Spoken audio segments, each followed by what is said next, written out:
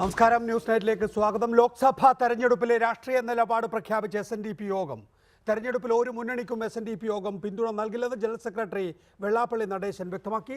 ഏത് സ്ഥാനാർത്ഥിക്ക് വോട്ട് ചെയ്യണമെന്ന് അണികൾക്ക് തീരുമാനിക്കാം. ശബരിമലയിലെ വിവാദങ്ങൾ UDFന്റെ സർവനാശത്തിന് വഴിവെക്കുമെന്നും അദ്ദേഹം പറഞ്ഞു. മുൻ തെരഞ്ഞെടുപ്പുകളിൽ ഏതെങ്കിലും ഒരു രാഷ്ട്രീയ മുന്നണിയെ പിന്തുണച്ച പാരമ്പര്യമാണ് SNDPക്ക്. എന്നാൽ ഇക്കുറി ആ നിലപാടിൽ മാറ്റം വരുത്താനാണ് സംഘടനയുടെ തീരുമാനം. ഒരു മുന്നണിക്കും SNDP പിന്തുണ പ്രഖ്യാപിക്കില്ലെന്ന് യോഗം ജനറൽ സെക്രട്ടറി വെള്ളാപ്പള്ളി നടേശൻ പറഞ്ഞു. അണികൾക്ക് അവർക്ക് ഇഷ്ടമുള്ളവർക്ക് വോട്ട് ചെയ്യാമെന്നും അദ്ദേഹം വ്യക്തമാക്കി. അപ്പോൾ ഇനി അങ്ങനെ ഒന്നും ഒരു സംഘടന SNDP യോഗം ഒരു രാഷ്ട്രീയ കക്ഷികളോടും BJPയോടും വിരോധം വേണ്ട, കോൺഗ്രസിനോടും മമത വേണ്ട, അതോടൊപ്പം കമ്മ്യൂണിസ്റ്റ് പാർട്ടിയോടും വിരോധം വേണ്ട, എല്ലാവരോടും നമുക്ക് ഒരു പ്രത്യേക മമതയോ വിദ്വേഷമോ പുലർത്താതെ നമുക്കെല്ലാം SNDP യോഗത്തിന് എല്ലാ രാഷ്ട്രീയ പാർട്ടികളുണ്ട്. അതുകൊണ്ട് രാഷ്ട്രീയ തീരുമാനങ്ങൾ എടുക്കുവാനുള്ള എല്ലാ അധികാരങ്ങളും ചുമതലകളും അതാത് അംഗങ്ങൾക്ക് വിട്ടുകൊടുത്തുകൊണ്ട് ഞങ്ങൾ SNDP യോഗം സമുദായ പ്രവർത്തനത്തിൽ മാത്രം ഒതുങ്ങി നിന്ന് മുമ്പോട്ട് പോകുന്നതാണ് അഭികാമ്യം. അതോടൊപ്പം തന്നെ ഈ രാജ്യത്ത് നല്ല നല്ല കാര്യങ്ങൾ ആരെങ്കിലും പറയുന്നു, ഏത് രാഷ്ട്രീയക്കാർ പറയുന്നു, അവരോട് ചേർന്ന് നിന്ന് പ്രവർത്തിക്കുന്നതായിരിക്കും നല്ലതെന്നാണ് ഞങ്ങളുടെ എല്ലാവരും പൊതു ധാരണ. ലോക്സഭാ തെരഞ്ഞെടുപ്പിൽ BJP ഏറ്റവും വലിയ ഒറ്റകക്ഷിയാകും. ഒറ്റയ്ക്ക് ഭരിക്കാനുള്ള ഭൂരിപക്ഷം ലഭിച്ചില്ലെങ്കിലും NDA അധികാരത്തിൽ വരുമെന്നും അദ്ദേഹം പറഞ്ഞു. ശബരിമല വിവാദം UDFന് സർവനാശം ഉണ്ടാക്കും. അതിന്റെ നേട്ടം BJPക്ക് ലഭിക്കും. ശബരിമല വിവാദങ്ങൾ LDFനെ ബാധിക്കില്ലെന്നും അദ്ദേഹം പറഞ്ഞു. ഈ കലക്ക് വെള്ളത്തിൽ മീൻ പിടിക്കാൻ എല്ലാവരും നടപ്പുണ്ട്. ഉള്ളത് പറഞ്ഞാൽ സർവനാശം സംഭവിക്കാൻ പോകുന്നത് UDFനാണ്. UDFന്റെ കുറെ വോട്ട് BJPക്ക് ചെല്ലും. ഇടതുപക്ഷത്തിന് ഒരു ചുക്കും സംഭവിക്കാനില്ല. ഇതായിരിക്കും നടക്കാൻ പോകുന്നത്. നിങ്ങൾ എഴുതി വെച്ചോളൂ. ശബരിമല വിഷയത്തിൽ സമരങ്ങൾ ആസൂത്രണം ചെയ്തത് സവർണ ലോബിയാണ്. ശബരിമലയിൽ യുവതികളെ പ്രവേശിപ്പിച്ചത് മുഖ്യമന്ത്രിയുടെ ബുദ്ധിയാണെന്ന് കരുതുന്നില്ല. ഇക്കാര്യത്തിൽ സർക്കാരിന് വീഴ്ച പറ്റിയെന്നും വെള്ളാപ്പള്ളി നടേശൻ പറഞ്ഞു. പെണ്ണുങ്ങൾ കയറി വന്നാൽ അത് കുഴപ്പം. അവർ ലിസ്റ്റ് കൊടുത്തൽ തെറ്റുണ്ടെന്നുണ്ടെങ്കിൽ അത് ആരാണ് കൊടുത്ത അവരുടെ പേരിൽ കർക്കശമായ നടപടി ഗവൺമെന്റ് സ്വീകരിക്കണം. ഗവൺമെന്റ് എന്ന് പറഞ്ഞാൽ മുഖ്യമന്ത്രിയോ മന്ത്രിമാരോ അല്ല, ഇത് തയ്യാറാക്കുന്ന ഉദ്യോഗസ്ഥന്മാരാണ്. മാത്രമല്ല, ഈ മതിൽ ഉണ്ടാക്കി പിറ്റേ ദിവസം ആ മതിലിന് അതിൻ്റെ പ്രസക്തിയും നഷ്ടപ്പെടാവുന്ന ഒരു സ്ത്രീകളെ കയറ്റുന്ന നടപടി ഉണ്ടായി എങ്കിൽ പിണറായി അത്ര മണ്ടനല്ല. പിണറായിയുടെ ബുദ്ധിക്ക് അത് നടക്കുകയില്ല, ചെയ്യാൻ അദ്ദേഹം സമ്മതിക്കുകയില്ല. വേറെ ഏതോ ആരോ അതിൽ നിന്ന് കളിച്ചിട്ടാണ് അത് നടന്നെന്ന് വിശ്വസിക്കുന്ന ഞാൻ. അഥവാ കയറ്റണമെന്ന് അദ്ദേഹം വിചാരിച്ചെങ്കിൽ തന്നെയും 5-10 ദിവസം കഴിഞ്ഞിട്ട് വേണം കയറ്റാമെന്ന് ആലോചിക്കാമായിരുന്നു. അതുപോലെ കയറണമെന്ന് വിചാരിച്ചാൽ പോലീസിന് എന്തെല്ലാം പറ്റും, ഏത് അയ്യപ്പന്മാർ വന്നാലും കയറ്റാൻ ഗവൺമെൻറ് സാധിക്കല്ലേ? കയറ്റിയില്ലല്ലോ. അപ്പം ഇതൊക്കെ നേരല്ലേ. പക്ഷെ അതിൽ ചെറിയ പാളിച്ച എവിടെയൊക്കെ പറ്റിയിട്ടുണ്ട്. അംഗങ്ങളുടെ എണ്ണം കൊടുക്കുന്ന കാര്യത്തിലായാലും കയറിയവരെ, അതുപോലെ തന്നെ ആ മതിലിൻ്റെ പിറ്റേ ദിവസം സ്ത്രീപ്രവേശനം സംബന്ധിച്ചായാലും ചെറിയ പാളിച്ചകൾ സംബന്ധിച്ചിട്ടുണ്ട്. ശബരിമലയിലെ വിവാദങ്ങളുടെ പേരിൽ NSSനെയും തന്ത്രിയെയും BJPയെയും വെള്ളാപ്പള്ളി രൂക്ഷമായി വിമർശിച്ചു. ഷമീർ, റിപ്പോർട്ടർ, കൊല്ലം. ഈ വിഷയത്തിൽ നമ്മോടൊപ്പം കോൺഗ്രസ് നേതാവ് ജ്യോതികുമാർ ചാമക്കാല, സമ്പത്ത് MP, NP ചേക്കുട്ടി രാഷ്ട്രീയ നിരീക്ഷകൻ, മാധ്യമപ്രവർത്തകൻ, ശബരിമല കയറിയ ബിന്ദു, ഒപ്പം തന്നെ കനകദുർഗയുടെ സഹോദരൻ ഭരത് ഭൂഷണെ ടെലിഫോൺ ലൈനിൽ പ്രതീക്ഷിക്കുകയും ചെയ്യുന്നു. ആദ്യം ശ്രീമതി ബിന്ദു, കനകദുർഗ ഇപ്പോൾ ഭർത്താവിൻ്റെ വീട്ടിലേക്ക് കയറാൻ കഴിയുന്നില്ല, സ്വന്തം വീട്ടിലേക്ക് പോകാൻ കഴിയുന്നില്ല. അവരിപ്പോൾ സഖി വൺ സ്റ്റോപ്പ് സെൻറ്ററിലാണ് അഭയം പ്രാപിച്ചിരിക്കുന്നത്. നിങ്ങൾ സമൂഹത്തിൽ നിന്ന് പൂർണ്ണമായും നിഷ്കാസിതമാകുന്നു എന്നാണോ ഇതിൽ നിന്ന് ഞങ്ങൾ മനസ്സിലാക്കേണ്ടത്? നിങ്ങൾ ഈ സമൂഹം എന്ന് ഉദ്ദേശിക്കുന്നത് ആരെയാണെന്ന് എനിക്ക് മനസ്സിലാവുന്നില്ല. RSS, BJP, അതുപോലെ മറ്റ് സംഘപരിവാർ ശക്തികൾ, ഇവരാണോ സമൂഹം എന്ന് നിങ്ങൾ ഉദ്ദേശിക്കുന്നത്? ഇവിടുത്തെ ഭരണഘടനയെ വെല്ലുവിളിച്ചുകൊണ്ട്, ഇവിടുത്തെ നിയമവ്യവസ്ഥയെ വെല്ലുവിളിച്ചുകൊണ്ട്, സുപ്രീം കോടതിയെ വെല്ലുവിളിച്ചുകൊണ്ട് ഇവിടെ ഒരു അക്രമ രാഷ്ട്രീയം നടപ്പാക്കുന്ന, സമൂഹത്തിൽ കലാപം അഴിച്ചുവിടുന്ന കുറെ ആളുകൾ ഇവരാണോ സമൂഹം? ഇവിടെ മറിച്ച് ഇതിനപ്പുറത്ത് ഒരു പുരോഗമന സമൂഹം ഇവിടെ ഉണ്ട്. ഈ സമൂഹം ഇവരെ തീർച്ചയായിട്ടും ഈ ആളുകളെ പ്രൊട്ടക്ട് ചെയ്യുന്നുണ്ട്. അതുപോലെ തന്നെ വേണ്ടുന്ന എല്ലാ കാര്യങ്ങളും ഇവർക്ക് ചെയ്തു കൊടുക്കുന്നുണ്ട്. ഇത് കൃത്യമായിട്ട് ഇപ്പോ ഇവിടെ കനകദുർഗയ്ക്ക് സംഭവിച്ചിരിക്കുന്നത് അത് കേവലം ഒരു കുടുംബത്തിനുള്ളിലുള്ള ഒരു വിഷയമല്ല. മറിച്ച് BJP കൃത്യമായിട്ട് കനകദുർഗയുടെ അനിയൻ, BJP പ്രവർത്തകനായ അനിയൻ, അയാൾ സമരപ്പന്തലിൽ വരെ, സമരം അവസാനിക്കുന്ന ദിവസം സമരപ്പന്തൽ വരെ സന്ദർശിച്ചത് നമ്മൾ കണ്ടിട്ടുണ്ട്. അപ്പൊ ഈ അനിയൻ രാഷ്ട്രീയ പ്രേരിതമായിട്ട് കനകദുർഗയുടെ ഭർത്താവിനെ അടക്കം ബലിയാടാക്കിക്കൊണ്ട് ഇപ്പം നടപ്പാക്കിയിരിക്കുന്ന ഒരു ഹിഡൻ അജണ്ടയാണ് ഇവിടെ കാണുന്നത്. പക്ഷെ ബിന്ദു നോക്ക്, ഇപ്പോഴുള്ള സംഭവ വികാസങ്ങൾ മാത്രം നമ്മൾ ഈ വിഷയത്തിൽ പരിശോധിച്ചാൽ മതിയോ? കഴിഞ്ഞ മാസം 22-നാണ് നിങ്ങൾ രണ്ടുപേരും വീട്ടിൽ നിന്നിറങ്ങി ശബരിമല സന്നിധാനത്തേക്ക് എത്തുന്നതിന് വേണ്ടിയുള്ള നടപടിക്രമങ്ങൾ തുടങ്ങിയിട്ടുള്ളത്. ഇതുവരെ നിങ്ങൾക്ക് രണ്ടുപേർക്കും തിരികെ പോകാൻ സാധിച്ചിട്ടില്ല. നോക്കൂ, ഹിന്ദു തീവ്രവാദ നിലപാടുകാരുടെ തടങ്കലിൽ കേരളം ആണ്ടുപോയി എന്ന് സംശയിക്കാവുന്ന നാൾ വഴികൾ എനിക്ക് പറയാനാകും. ഒന്ന്, സുപ്രീം കോടതിയുടെ വിധിയുടെ അടിസ്ഥാനത്തിലാണെങ്കിൽ പോലും നിങ്ങൾക്ക് ശബരിമലയിലേക്ക് കയറാൻ കഴിയുന്നില്ല. നിങ്ങൾ രണ്ടുപേരും കയറിയെങ്കിൽ പോലും നിരവധി യുവതികൾ അവിടെ കയറാൻ ശ്രമിച്ചിരിക്കുന്നു. ശബരിമല സന്നിധാനത്ത് പോലും ആക്രമം സംഘടിപ്പിക്കുന്നു. അതിന് ചരിത്രത്തിൽ ആദ്യമായി നമ്മൾ സാക്ഷിയായി. ഇനി പോയാൽ തന്നെ നിങ്ങൾ രണ്ടുപേരും അവിടെ കയറുന്നു. ഈ കേരളമാകമാനം എൻ്റെ തലമുറ കണ്ടതിൽ വെച്ച് ഏറ്റവും രൂക്ഷമായിട്ടുള്ള അക്രമങ്ങൾ, ഹർത്താലുകൾ സംഭവിക്കാൻ ഇനി ഒന്നും ബാക്കിയില്ലാത്ത സ്ഥിതിവിശേഷമാണ് അടുത്ത 2 ദിവസങ്ങളിൽ ഉണ്ടായിട്ടുള്ളത്. പോയി കഴിഞ്ഞു, നിൽക്കൂ, തീർന്നിട്ടില്ല. പോയി കഴിഞ്ഞപ്പോൾ ഭർത്താവിൻ്റെ വീട്ടിൽ കയറാൻ പറ്റുന്നില്ല, പട്ടിക കൊണ്ടടി. സ്വന്തം വീട്ടിൽ കയറാൻ സഹോദരൻ സമ്മതിക്കുന്നില്ല. സഹോദരൻ എന്നിട്ട് അയ്യപ്പ ധർമ്മസേന നടത്തിയിട്ടുള്ള ഒരു സംഗമത്തിൽ ചെന്ന് മാപ്പപേക്ഷിക്കുന്ന പ്രത്യേക സ്ഥിതിവിശേഷം. അതായത് ഹിന്ദു തീവ്ര നിലപാടുകാരുടെ പടിക്കലേക്ക് കേരളം എത്തിച്ചെന്നിരിക്കുന്നു എന്ന് ഇതിനേക്കാൾ വലിയ തെളിവുകൾ വേണോ? ഇത് മാത്രമല്ല, ഈ പറയുന്ന സഹോദരനടക്കുന്ന ആളുകൾ ഭീഷണിപ്പെടുത്തിക്കൊണ്ട് കനകദുർഗയുടെ വക്കീല്, ഇപ്പോ ഗാർഹിക പീഡന നിരോധന നിയമപ്രകാരം കേസ് കൊടുക്കാൻ വക്കാലത്തിട്ട വക്കീല് അടക്കം വക്കാലത്തൊഴിയുന്ന സാഹചര്യം. ഇവിടെ പെരിന്തൽമണ്ണ കോടതിയിലെ കവിത എന്ന് പറയുന്ന വക്കീല് വക്കാലത്തൊഴിയുന്നു. അപ്പൊ ഇവിടെ ഒരു തരത്തിലും ഇവിടുത്തെ ആളുകളെ ജീവിക്കാൻ അനുവദിക്കില്ല. സഹോദരിയോട്, ഭാര്യയോട്, മരുമകളോട് ഇത്തരത്തിലാണ് പെരുമാറുന്നതെങ്കിൽ ഇന്ത്യയിലെ മറ്റ് സ്ത്രീ ജനങ്ങളോട് ഇവരുടെ വികാരം എന്താണ്? ഇവരെങ്ങനെയാണ് ഫേസ്ബുക്കിലൂടെ വളരെ ഇവരെ ഈ സഹോദരനടക്കമുള്ള ആളുകൾ ചേർന്നുകൊണ്ട് നടത്തുന്ന സൈബർ അറ്റാക്ക് വളരെ ഭീകരമാണ്. പക്ഷെ മറുഭാഗത്ത് നിങ്ങൾ മനസ്സിലാക്കേണ്ട ഒരു കാര്യമുണ്ട്. കനകദുർഗയെ പോലെ ഉള്ള ഒരു സാഹചര്യത്തിൽ നിന്നല്ല ഞാൻ വന്നത്. എനിക്ക് എന്റെ ഫാമിലിയിലോ അല്ലെങ്കിൽ ഞാൻ എന്റെ മറ്റു മേഖലകളിലോ എന്റെ കോളേജിൽ ഒന്നും തന്നെ ബഹിഷ്കരണമില്ല. കഴിഞ്ഞ 14 മുതൽ ഞാൻ കോളേജിൽ വന്നിട്ടുണ്ട്. ഞാൻ കോളേജിൽ പോയിക്കൊണ്ടിരിക്കുന്നത് ഇന്ന് നമ്മൾ നടന്നാണ്. സാധാരണ ബസ്സിൽ തന്നെ ഞാൻ ഇന്ന് JDT പോയിട്ട് APPയുടെ എക്സാം എഴുതിയിട്ടുണ്ട്. ബസ്സിനാണ് വന്നിട്ടുള്ളത്. അപ്പൊ സാധാരണ ഒരു ജീവിതത്തിലേക്ക് സുപ്രീം കോടതി വിധിക്ക് ശേഷം ഞാൻ എത്തിച്ചേർന്നിട്ടുണ്ട്. അതുപോലെ തന്നെ എനിക്ക് പറഞ്ഞതിൽ ഒരു മറുപടി ഉണ്ട്. 2-ാം തീയതി ഞങ്ങൾ കയറിയതിനു ശേഷം 2 ദിവസം നിങ്ങളുടെ ജീവിതത്തിൽ കണ്ടിട്ടില്ലാത്ത തരത്തിലുള്ള കലാപം നടന്നു എന്ന് പറയുന്നു. ഈ കലാപം ഞാനും ആദ്യം അങ്ങനെ വിചാരിച്ചിരുന്ന ആളാണ്. പക്ഷെ പിന്നീട് എനിക്ക് മനസ്സിലാക്കാൻ കഴിഞ്ഞത് ഇവിടെ VHP 50 കോടിയിൽ കൂടുതൽ മുടക്കി ഇവിടെ ആസൂത്രണം ചെയ്തുകൊണ്ട് വന്ന കലാപത്തെ കാറ്റ് കുത്തിവിടുക ഞങ്ങൾ ചെയ്തേ. അന്ന് അത് നടന്നില്ലായിരുന്നെങ്കിൽ അതിഭീകരമായ കലാപം കേരളത്തിന്റെ മണ്ണിൽ പൊട്ടിപ്പുറപ്പെടുമായിരുന്നു. അപ്പൊ വളരെ വലിയ നടക്കാനിരുന്ന വളരെ വലിയ ഒരു കലാപത്തെ കാറ്റഴിച്ചു വിടുന്ന ഒരു പ്രോസസ്സാണ് ഞങ്ങൾ ചെയ്തത്.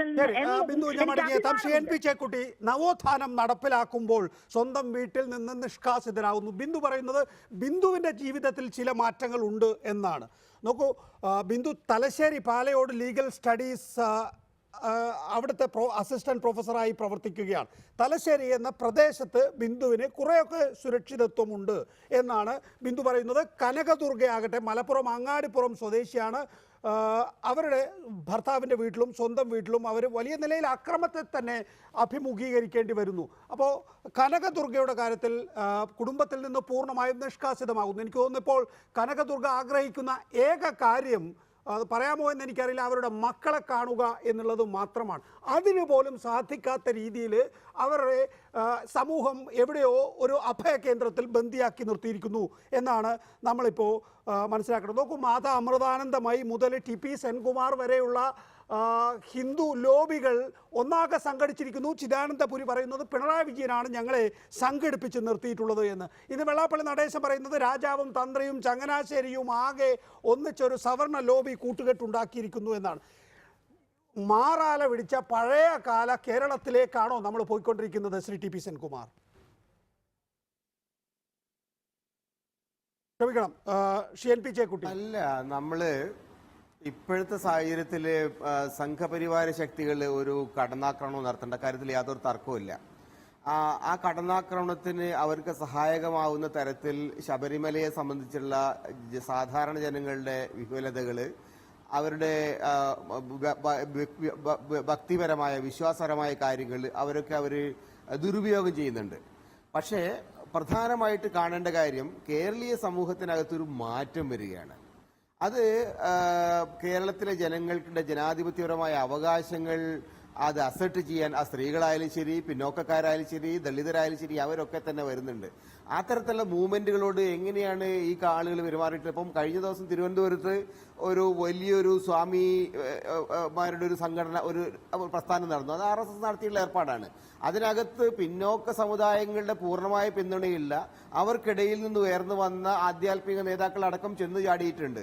എനിക്ക് തോന്നുന്നത് അത് ഒരുപക്ഷെ നമ്മുടെ സൊസൈറ്റിയിലുള്ള ഒരു പ്രതിസന്ധിയാണ്. കാരണം എന്താണ് നമ്മുടെ സൊസൈറ്റിയുടെ യഥാർത്ഥ പ്രശ്നം എന്നതിനെ കുറിച്ച് നമ്മുടെ ആധ്യാത്മിക രംഗത്തുള്ള ആളുകൾക്ക് പോലും ക്ലാരിറ്റി ഇല്ല എന്നുള്ളതാണ് അത് തെളിയിക്കുന്നത്. ഞാൻ അമൃതാനന്ദമയെ പോലുള്ള ആളുകളെ പേഴ്സണലായിട്ട് അറ്റാക്ക് ചെയ്യാനോ അവരെ വിമർശിക്കാനോ തയ്യാറില്ല. പക്ഷേ അവരാലോചിക്കേണ്ട ഒരു വിഷയം, എന്തുകൊണ്ടാണ് ഈ തരത്തിലുള്ള ആളുകളുടെ നേതൃത്വത്തിലേക്ക് RSSഉം NSSഉം നയിക്കുന്ന ഒരു കേരളമായിട്ട് കേരളം മാറുകയാണ്?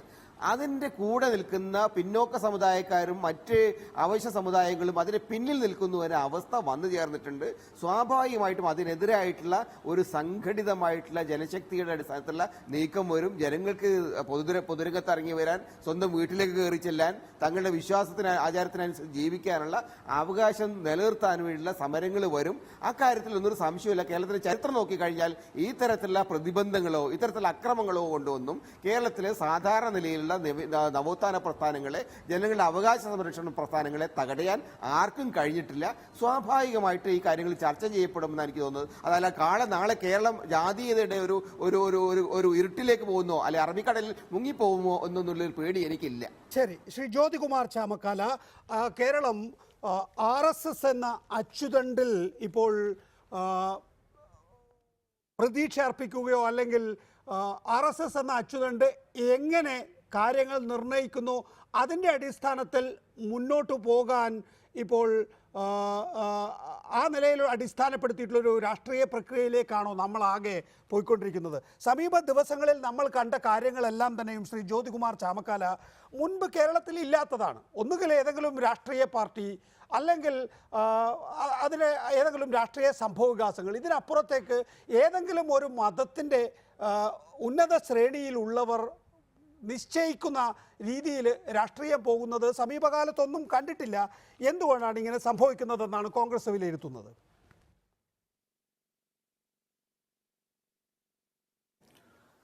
തീർച്ചയായും അതിനകത്ത് ഒരു സംശയവും വേണ്ട. സംസ്ഥാന സർക്കാരിൻ്റെ പിന്തുണ കൊണ്ട് മാത്രമാണ്.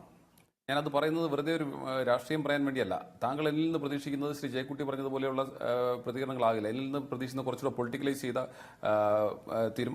അഭിപ്രായങ്ങളായിരിക്കും എന്നിൽ നിന്ന് പ്രതീക്ഷിക്കുന്നതെന്ന് എനിക്ക് വ്യക്തമായി അറിയാം. ഞാനൊന്ന് ഒരു കാര്യം പറയട്ടെ. സെപ്റ്റംബർ 28 ഈ ജഡ്ജ്മെന്റ് വന്നതിന് ശേഷം നാളിതുവരെ ഈ സംസ്ഥാനത്തുണ്ടായിട്ടുള്ള അക്രമ സംഭവങ്ങളായാലും ഈ ജാതി മത ഉപജാതി തിരിച്ചുള്ള സംഘർഷം, ആ സംഘർഷം സ്വാഭാവികമാണല്ലോ. അത് ജാതി തിരിച്ചും മതം തിരിച്ചും ഉപജാതി തിരിച്ചും ഒക്കെ സംഘർഷം ഉണ്ടാകുന്നതും ഒക്കെ അടിസ്ഥാനപരമായ കാരണം ആ ജഡ്ജ്മെന്റുമായി ബന്ധപ്പെട്ട് പിന്നീട് ഈ സമൂഹത്തിൽ ഉയർന്നുവന്ന വിഷയങ്ങളാണ്. ആ ജഡ്ജ്മെന്റിനെ കുറച്ചുകൂടി സമചിത്തതയോടുകൂടി സർക്കാർ കണ്ടിരുന്നതെങ്കിൽ നമുക്കറിയാമല്ലോ, ഞാനത് ഒത്തിരി നമ്മൾ ചർച്ച ചെയ്താണ്. ഇന്ന് വെച്ചിരുന്നാണ് പുനഃപരിശോധന ഹർജി, അത് നീട്ടിവെച്ചു എന്ന പരിഗണിക്കുമെന്നതിനെ സംബന്ധിച്ച് സുപ്രീം കോടതി ചീഫ് ജസ്റ്റിസ് ഇപ്പോഴും ഒരു ഉറച്ച തീരുമാനം, ഒരു ഡേറ്റ് പറഞ്ഞിട്ടില്ല, പ്രഖ്യാപിച്ചിട്ടില്ല. ഇന്നും അദ്ദേഹം പ്രഖ്യാപിച്ചിട്ടില്ല. അപ്പോൾ അതായിരിക്കെ ഈ സംഭവവുമായി ബന്ധപ്പെട്ട് നമ്മൾ ചിത്രാട്ട വിശേഷത്തിനായാലും അതിനു മുമ്പ് തുലാമാസ പൂജകൾക്ക് തുറന്നപ്പോഴായാലും പിന്നീട് മണ്ഡലപൂജയ്ക്കായാലും അതിനുശേഷം മകരവിളക്ക് കാലത്തായാലും ഒക്കെ അവിടെ ഉണ്ടായ സംഭവവികാസങ്ങളും ജനുവരി 2 നടന്ന സംഭവവികാസങ്ങളും ഒക്കെ നമ്മൾ കണ്ടു. ഇതിനകത്ത് രാഷ്ട്രീയ മുതലെടുപ്പിന് LDFും അതുപോലെ തന്നെ BJP സംഘപരിവാര ശക്തികളും ആദ്യം മുതൽ ശ്രമിക്കുന്നുണ്ട് എന്നുള്ളത് വസ്തുതയുമാണ്.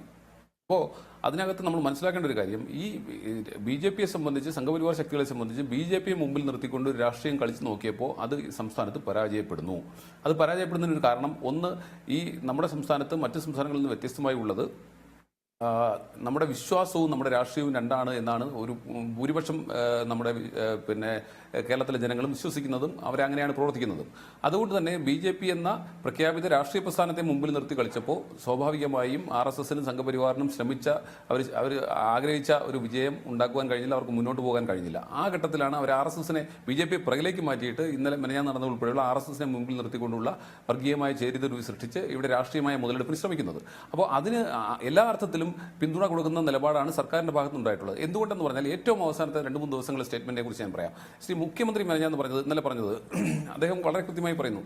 91 വിധിയെ സംബന്ധിച്ച് 91 ജസ്റ്റിസ് പരിപൂർണന്റെ വിധിയെ സംബന്ധിച്ച് പോലും ആ വിധി വരാനുണ്ടായ സാഹചര്യത്തെക്കുറിച്ച് പോലും ഇപ്പോൾ വിവാദപരമായ സ്റ്റേറ്റ്മെന്റ് മുഖ്യമന്ത്രിയുടെ ഭാഗത്തുണ്ടാകുന്നു. സംസ്ഥാനം ഭരിക്കുന്ന പാർട്ടിയുടെ സംസ്ഥാന ജനറൽ സെക്രട്ടറിയുടെ ഭാഗത്തു നിന്ന് നോക്ക്, കനകദുർഗ പറയുന്നത് അവർക്ക് അവരുടെ മക്കളെ കാണണം എന്നാണ്. പക്ഷേ അവര് സഖി വൺ സ്റ്റോപ്പ് സെന്ററിൽ ഒരു അഭയാർത്ഥിയായി പ്രവേശിപ്പിക്കപ്പെട്ടിരിക്കുകയാണ്. ബിന്ദുവിന് ഇപ്പോൾ സ്വാഭാവികമായും തലശ്ശേരിയിലായതുകൊണ്ട് അവിടെ ഇറങ്ങി നടക്കാൻ കഴിയുന്നുണ്ടാകാം, ബസ്സിൽ പോകാൻ കഴിയുന്നുണ്ടാകാം. നിങ്ങൾ പ്രതീക്ഷിക്കാത്തൊരു സാഹചര്യത്തിൽ തന്നെയല്ലേ നിങ്ങളിപ്പോൾ എത്തിപ്പെട്ടിരിക്കുന്നത്? കുറെ കൂടി ഈ കാര്യങ്ങളിൽ ഒരു വിശകലനം ചെയ്താൽ. എനിക്കിത് മനസ്സിലാക്കാൻ കഴിയുന്നത്, നാളെ ഈ സംഘപരിവാർ ശക്തികൾ അധികാരത്തിൽ കയറിയാൽ ഇന്ത്യയിൽ എന്നെ പോലെയുള്ള ഓരോ സ്ത്രീകൾക്കും നാളെ സംഭവിക്കാവുന്ന ഒരു കാര്യമാണ് ഇപ്പോൾ നടന്നുകൊണ്ടിരിക്കുന്നത്. അപ്പോൾ ഇത്തരം ആളുകൾ ഇത് വളരെ കൃത്യമായിട്ട് പൊളിറ്റിക്കലായിട്ട് തന്നെയാണ്. നേരത്തെ ശ്രീ ജ്യോതികുമാർ ചാമക്കാല പറഞ്ഞതുപോലെ തന്നെ അവർക്ക് രാഷ്ട്രീയമായി ഇതിൽ നിന്ന് നേട്ടം ഉണ്ടാക്കാൻ കഴിഞ്ഞില്ല, അത് ശരിയാണ്. ബാക്കിയുള്ള ആളുകൾ ഇത് രാഷ്ട്രീയമായ ഒരു നേട്ടം ഉണ്ടാക്കാൻ വേണ്ടി തന്നെയാണ് ഇതൊരു പൊളിറ്റിക്കൽ ഗെയിം ഇവിടെ കളിച്ചുകൊണ്ടിരിക്കുന്നത്. അപ്പൊ ഇവിടെ ഇത് കൃത്യമായി കാണിക്കുന്നത്, ഇന്ന് ഞാനിവിടെ തലശ്ശേരിയിൽ മാത്രമല്ല, ഞാൻ പറഞ്ഞു കഴിഞ്ഞ ദിവസം ഞാൻ എന്റെ വീട്ടിലേക്ക് പോയിട്ടുണ്ട്. ഞാൻ ഇന്ന് രാവിലെ തന്നെ വെള്ളിമാടുകുന്ന് JDTയിൽ പോയി എക്സാം എഴുതി ബസ്സിനാണ് പോയത്. തിരിച്ചു വന്നത് തലശ്ശേരി വരെ വന്നത് ഞാൻ സാധാരണ ബസ്സിനാണ് വന്നത്. അപ്പൊ ഞാൻ എന്റെ ഒരു സ്വാഭാവികമായ ജീവിത രീതിയിലേക്ക് മടങ്ങി വന്നുകൊണ്ടിരിക്കുകയാണ്. പക്ഷെ അതേസമയം തന്നെ ഇത് കാണിക്കുന്നത്, നാളെ ഇതുപോലെയുള്ള സംഘപരിവാർ ശക്തികൾ അധികാരത്തിൽ വന്ന ഇന്ത്യയിലെ ഓരോ സ്ത്രീകളും നേരിടേണ്ടുന്ന അതിഭീകരമായ ഒരവസ്ഥയാണ് ഇത് സൂചിപ്പിക്കുന്നത്. അതുകൊണ്ട് തന്നെ ഇത്തരം ശക്തികൾക്ക് ഇവിടെ ഈ മണ്ണില്, കേരളത്തിന്റെ മണ്ണിൽ, പുരോഗമനകാരികളുടെ മണ്ണിൽ വേരുറപ്പിക്കാനുള്ള ഒരു സാഹചര്യവും ഉണ്ടാകില്ല എന്നുള്ളത് തന്നെയാണ്. ഒരിക്കലും ഒരു രാഷ്ട്രീയ പാർട്ടിയുടെ വക്താവല്ല ഞാൻ.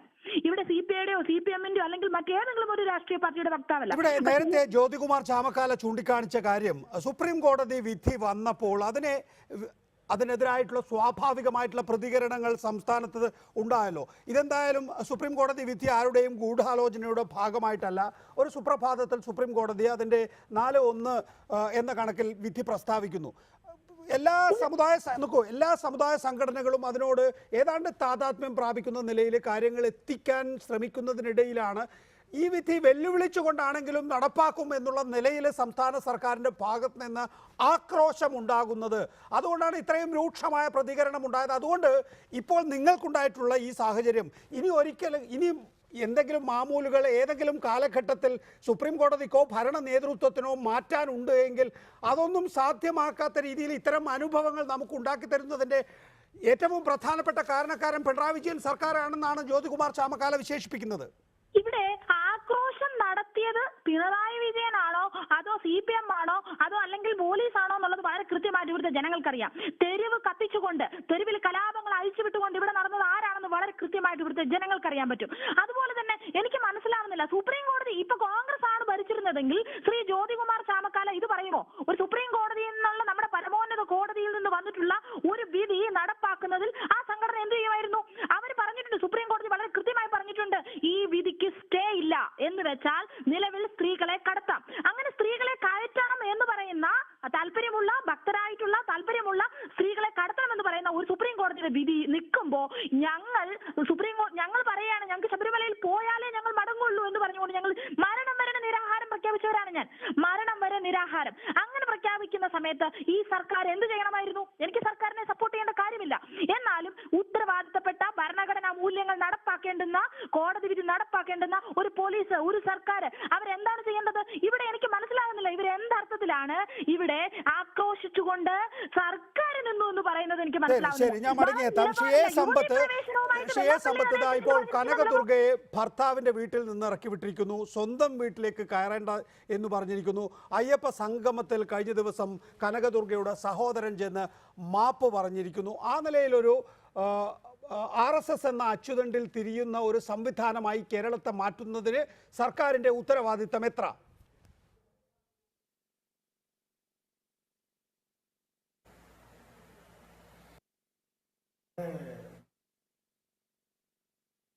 ഒരു ചർച്ചയ്ക്ക് ഇരിക്കുമ്പോൾ നികേഷ ഇതേ സ്റ്റുഡിയോയിൽ തന്നെ എന്നോടൊപ്പം ചർച്ചയ്ക്ക് പങ്കെടുത്ത ചില കോൺഗ്രസിന്റെ നേതാക്കളുണ്ട്. ഏതാനും ആഴ്ചകൾക്ക് മുമ്പാണ്, കുറച്ച് മാസങ്ങൾക്ക് മുമ്പാണ്, സെപ്റ്റംബർ 28 വിധി വന്നതിന് ശേഷം ഏതെങ്കിലും ഒരു സ്ത്രീ ശബരിമലയിലേക്ക് പ്രവേശിച്ചാൽ പിന്നെ ഞാൻ ജീവിച്ചിരിക്കില്ല, ആത്മാഹുതി ചെയ്യും എന്ന് പ്രഖ്യാപിച്ച് ഈ റിപ്പോർട്ടർ ടിവിയിൽ കൂടി തന്നെ അത് ലൈവായി പോയതാണ്. നോക്കിയാൽ മതി, വരും. ഞാൻ ആത്മഹത്യക്കൊന്നും ഞാൻ അനുകൂലമല്ല, അത് ഒരിക്കലും ആരും ചിന്തിക്കാൻ പോലും പാടില്ലാത്തതാണ്. അങ്ങനെ പ്രഖ്യാപിച്ച അത്തരത്തിലുള്ള വലിയ വ്യക്തിത്വങ്ങളുണ്ട്, കോൺഗ്രസ് നേതാക്കളാണ്. അങ്ങനെ പ്രഖ്യാപിച്ചവരായിട്ടുള്ള ബി ജെ പി അത് തന്നെ അതിന്റെ നേതാക്കളായിട്ടുള്ള ആളുകൾ RSSലേക്കും RSSലെ തന്നെ ചില ആളുകൾ ഇപ്പോൾ ശബരിമല കർമ്മസമിതിയിലേക്കും, പണ്ട് ഹിന്ദു ഐക്യമുന്നണി, ഐക്യവേദി, ക്ഷേത്ര സംരക്ഷണ സമിതിയുടെ, ഇങ്ങനെ പല രീതിയിലാണ്. അത് പാമ്പ് ചട്ടം മാറുന്നതുപോലെ മാറുന്നു എന്നുള്ളത് മാത്രമേ ഉള്ളൂ. അതിനോടൊപ്പം ചേരാൻ തന്നെയാണ് കേരളത്തിൽ കോൺഗ്രസും തീരുമാനിച്ചത്. കൊടിയില്ലാതെ സമരത്തിന് പോകാമെന്ന് തീരുമാനിച്ച് പിന്നെ അത് കഴിഞ്ഞപ്പോഴത്തേക്ക് ഇത് ഈ കോൺഗ്രസിൽ നിന്ന് BJPയിലേക്ക് ചേക്കേറുന്നതിന് വേണ്ടിയുള്ള ഒരു വാതിലായി തന്നെ ഇതൊക്കെ മാറി. അതിലേക്ക് അത്തരത്തിൽ ചില ചേട്ടന്മാരെല്ലാം അങ്ങോട്ടേക്ക് പോയി. ഇനി ആരൊക്കെ പോകുമെന്നുള്ളത് കണ്ടറിയാനേ ഉള്ളൂ. ഇവിടെ ഇത്തരം ഒരു കാര്യത്തിൽ നമ്മൾ ചർച്ച ചെയ്യുമ്പോൾ ഒരേ കാര്യം, സുപ്രീം കോടതിയുടെ ഈ വിധി വന്നതുമായി ബന്ധപ്പെട്ട് കേരളീയ സമൂഹത്തിൽ സജീവമായ ചർച്ച ഉണ്ടായതിനെ ഞാൻ സ്വാഗതം ചെയ്യുകയാണ്. ചർച്ചയെയും സംവാദത്തെയും ഞാൻ സ്വാഗതം ചെയ്യുകയാണ്. ഇവിടെ എല്ലാം പരസ്പരം സുഖിപ്പിക്കലായി എല്ലാവരും ആരെയും അത്തരത്തിലൊന്നും തന്നെ വേദനിപ്പിക്കുന്നതായ ഒരു വർത്തമാനവും പറയേണ്ടതില്ല. ഒരു മധ്യവർഗ ചിന്താഗതിയിൽ നിന്നുകൊണ്ട് എല്ലാവരെയും അങ്ങനെ സുഖിപ്പിച്ച് കാര്യങ്ങളെല്ലാം അങ്ങനെ നമ്മൾ പോവുക എന്നുള്ളതിൽ എന്തിനാ നമ്മൾ പരസ്പരം അല്ലെങ്കിൽ എന്തെങ്കിലും കാര്യങ്ങൾ പറയുന്നില്ല. ആരും ആരുടെ മേലും ഒന്നും അടിച്ചേൽപ്പിക്കാനല്ല. പക്ഷേ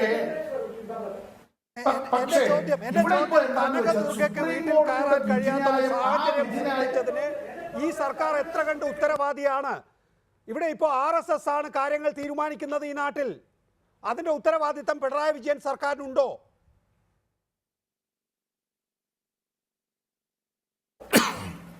നികേഷെ, ഒരു വനിതയെ, ഒരു സ്ത്രീയെ അവരുടെ വീട്ടിലേക്ക് കയറാനായി അവരുടെ അമ്മായിയമ്മ സമ്മതിക്കുന്നില്ല എങ്കിലോ, എന്തിനേറെ പറയുന്നു, വിവാഹിതയായ ഒരു സ്ത്രീയെ സ്വന്തം ഭവനത്തിലേക്ക് കയറുന്നതിന്, മാട്രിമോണിയൽ ഹൗസിലേക്ക് കയറുന്നതിന് ഭർത്താവ് അനുവദിക്കുന്നില്ല എങ്കിൽ പോലും അതൊരു കുറ്റകൃത്യമായി തന്നെയാണ് കണക്കാക്കപ്പെടുക. അതിന് കേരളത്തിന്റെ മുഖ്യമന്ത്രി സഖാവ് പിണറായി വിജയനോ അല്ലെങ്കിൽ നമ്മളല്ല ഈ കാര്യത്തിന്റെ ഉത്തരം പറയേണ്ടത്. ഇവിടെ പോലീസ് അതിനനുസരിച്ചുള്ള നിയമാനുസരണമുള്ള കേസുകൾ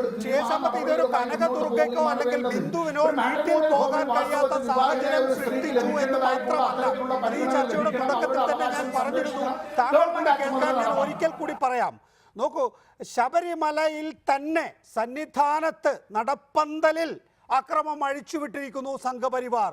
ഒരു സ്ത്രീയെയും അങ്ങോട്ടേക്ക് കയറ്റിവിടില്ല എന്ന് ശാഠ്യം പിടിച്ചുകൊണ്ട്. അങ്ങനെ കയറ്റാൻ സർക്കാർ ശ്രമിച്ചപ്പോൾ, 2 സ്ത്രീകൾ കയറിയപ്പോൾ ഈ കേരളമാകമാനം കലാപം സൃഷ്ടിച്ച്, ഹർത്താലുകൾ സൃഷ്ടിച്ചുകൊണ്ട് വലിയ ഭീതിജനകമായ സാഹചര്യം ഉണ്ടാക്കി. അത് കഴിഞ്ഞതിന് ശേഷം ഇപ്പോൾ നമ്മൾ കാണുന്നത് അവർ കുടുംബങ്ങളിൽ നിന്ന് പോലും നിഷ്കാസിതമായിട്ടുള്ള അവസ്ഥയാണ്. നോക്കൂ, ഈ നാൾ വഴികൾ നോക്കൂ. ഇനിയൊരു ഭരണഘടനയിൽ ഇനിയൊരു നവോത്ഥാനം, നിങ്ങൾ വിളിക്കുന്ന ഈ നവോത്ഥാന മുന്നേറ്റം ഉണ്ടാവുകയാണെങ്കിൽ, അല്ലെങ്കിൽ വേണ്ട എന്തെങ്കിലും ഒരു മാമൂലിൽ ചെറിയൊരു ചേഞ്ച് വരുത്തണമെങ്കിൽ പോലും കേരളത്തിൽ അത് സാധ്യമാകില്ല എന്നതിൻ്റെ അടിവരയിട്ടുള്ള പ്രസ്താവനയിലെ ഓരോ ദിവസവും മുന്നോട്ട് പോയിക്കൊണ്ടിരിക്കുന്നത്.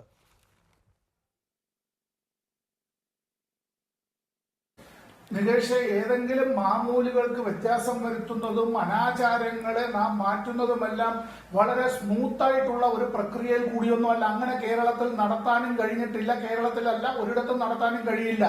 അത് പലപ്പോഴും സംഘർഷഭരിതമായി തന്നെയാണ് ഉണ്ടായിട്ടുള്ളത്. ശ്രീനാരായണ ഗുരു തുടക്കം കുറിച്ചപ്പോഴും അത്തരം കാര്യങ്ങളിൽ വൈകുണ്ഠ സ്വാമികൾ അത്തരം കാര്യങ്ങളിൽ അദ്ദേഹത്തിന് അനുഭവിക്കേണ്ടി വന്നിട്ടുള്ള കാര്യങ്ങൾ, ഈ തിരുവനന്തപുരത്തിന്റെ തെക്ക് നാഞ്ചിനാടുമായി ബന്ധപ്പെട്ടുള്ള ചരിത്രത്തിൽ നിന്നാണ് ഞാൻ ഈ പറയുന്നത്. ഇവിടെ ഏറ്റവും ഒടുവിലേക്ക് വരുമ്പോൾ ഇപ്പോൾ നികേഷ് എടുത്തൊരു ഈ ഒരു ചോദ്യം ഉണ്ടല്ലോ, ഇവിടെ സംഘപരിവാർ അത്തരത്തിൽ നിശ്ചയിക്കുന്നതായ അജണ്ട നടപ്പാക്കാൻ പറ്റിയതായ ഒരു സാമൂഹിക രാഷ്ട്രീയ അന്തരീക്ഷമല്ല കേരളത്തിനുള്ളത്. അതിനെ അങ്ങനെ പരുവപ്പെടുത്തുന്നതിന് വേണ്ടിയാണ് ആത്മീയ വ്യാപാരമായി നിൽക്കുന്ന, ആത്മീയ രംഗത്ത് വ്യാപരിക്കുന്ന, ഞാനത് കച്ചവടം എന്നുള്ള അർത്ഥത്തിലല്ല പറഞ്ഞത്, ആത്മീയ രംഗത്ത് വ്യാപരിക്കുന്നതായിട്ടുള്ള വ്യക്തിത്വങ്ങളുടെ മറവിൽ നിന്നുകൊണ്ട് അവിടെ സംഘപരിവാർ ശ്രമിച്ചത്. ഇതിനെല്ലാം കേരളത്തിലെ ഗവൺമെന്റ് കീഴടങ്ങി കൊടുക്കുമെന്ന് ആരും തെറ്റിദ്ധരിക്കേണ്ടതില്ല.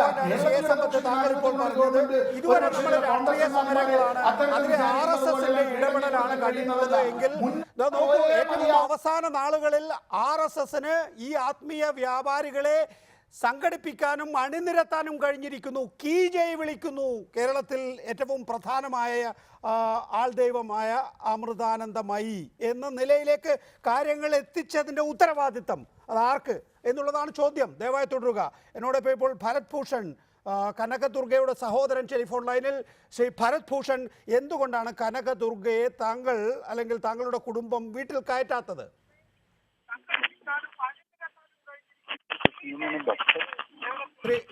ശ്രീ ഭരത് ഭൂഷൺ പറഞ്ഞോളൂ. നികീഷേട്ടാ, ഞാനിപ്പോ ഇതിൽ കേട്ടു നമ്മളെ ബിന്ദു പറയുന്നത് ഞാനൊരു RSS പ്രവർത്തകനാണെന്ന്. ഞാൻ ഒരു കമ്മ്യൂണിസ്റ്റ്, ഞങ്ങളുടെ കുടുംബം തന്നെ പുരാതന ഒരു കമ്മ്യൂണിസ്റ്റ് കുടുംബമാണ്. ഞങ്ങൾ ദൈവവിശ്വാസികളാണ്. ബിന്ദു അല്ലല്ലോ ഞാനൊരു RSS ആണോ സംഘപരിവാറാണോ എന്ന് പറയാൻ ബിന്ദു ആരാണ്?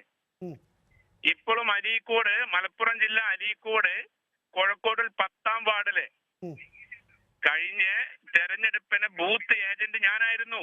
LDFന്റെ ബൂത്ത് ഏജന്റ് ഞാനായിരുന്നു. ഞാൻ വിദേശത്തായിരുന്നാൽ ഒരു 3-4 വർഷമായി CPMൽ വർക്ക് ചെയ്യുന്നില്ല. പിന്നെ ഞാൻ സംഘപരിവാറാണ്, അങ്ങനെയാണ് ഇങ്ങനെ എനിക്ക് ബിന്ദുവിന്റെ സർട്ടിഫിക്കറ്റ് വേണ്ട. ബിന്ദുവിന്റെ സർട്ടിഫിക്കറ്റ് താങ്കൾ ഏറ്റുവാങ്ങണ്ട. എന്റെ ചോദ്യത്തിന് ദയവായി താങ്കൾ ഉത്തരം പറയുക. എന്തുകൊണ്ടാണ്? നോക്കൂ, കനകദുർഗ താങ്കളുടെ സഹോദരിയാണ്, നിങ്ങളുടെ കുടുംബ പ്രശ്നമാണ് എന്നൊക്കെ എനിക്കറിയാം. പക്ഷെ എങ്കിൽ പോലും ഇതൊരു സാമൂഹിക വിഷയമാണ്. ഞങ്ങൾക്ക് ഒരു കുടുംബ പ്രശ്നമില്ല. ഞങ്ങൾ കുടുംബപരമായി വിശ്വാസികളാണ്. ഈ ഹിന്ദു വിശ്വാസത്തിനെതിരെ നവോത്ഥാനം എന്ന് പറഞ്ഞ് നടക്കുന്ന കനകദുർഗ എന്റെ സിസ്റ്റർ സമ്മതിച്ചു. പക്ഷേ അതിന് ഞങ്ങൾക്ക് താല്പര്യമില്ല. ഒരു ഹിന്ദു വിശ്വാസത്തിന് തകർക്കുന്ന കനകദുർഗയെ ഞങ്ങൾക്ക് ഏറ്റുകൊടുക്കാൻ താല്പര്യമില്ല. എന്താണ് അതിന്റെ കാരണം? നിങ്ങൾ കഴിഞ്ഞ ദിവസം കൊണ്ടു നടക്കുന്ന ചട്ടങ്ങളും ചിട്ടങ്ങളും അതേമാതിരി നടക്കണം. എന്താണ് ചട്ടങ്ങൾ, എന്താണ് ചിട്ടകൾ? എന്താണ് ചിട്ടകൾ? ഹിന്ദു വിശ്വാസ പ്രകാരം എന്താണോ അത് ശബരിമല പഴയ കാലം തൊട്ട് കൊണ്ടു നടന്നത് അത് അതേമാതിരി പോണം. നോക്കൂ, സുപ്രീം കോടതി വിധിയെ കുറിച്ച് കനകദുർഗ നവോത്ഥാനാണെങ്കിൽ സ്വന്തം അമ്മയെ പരിചരിക്കണം.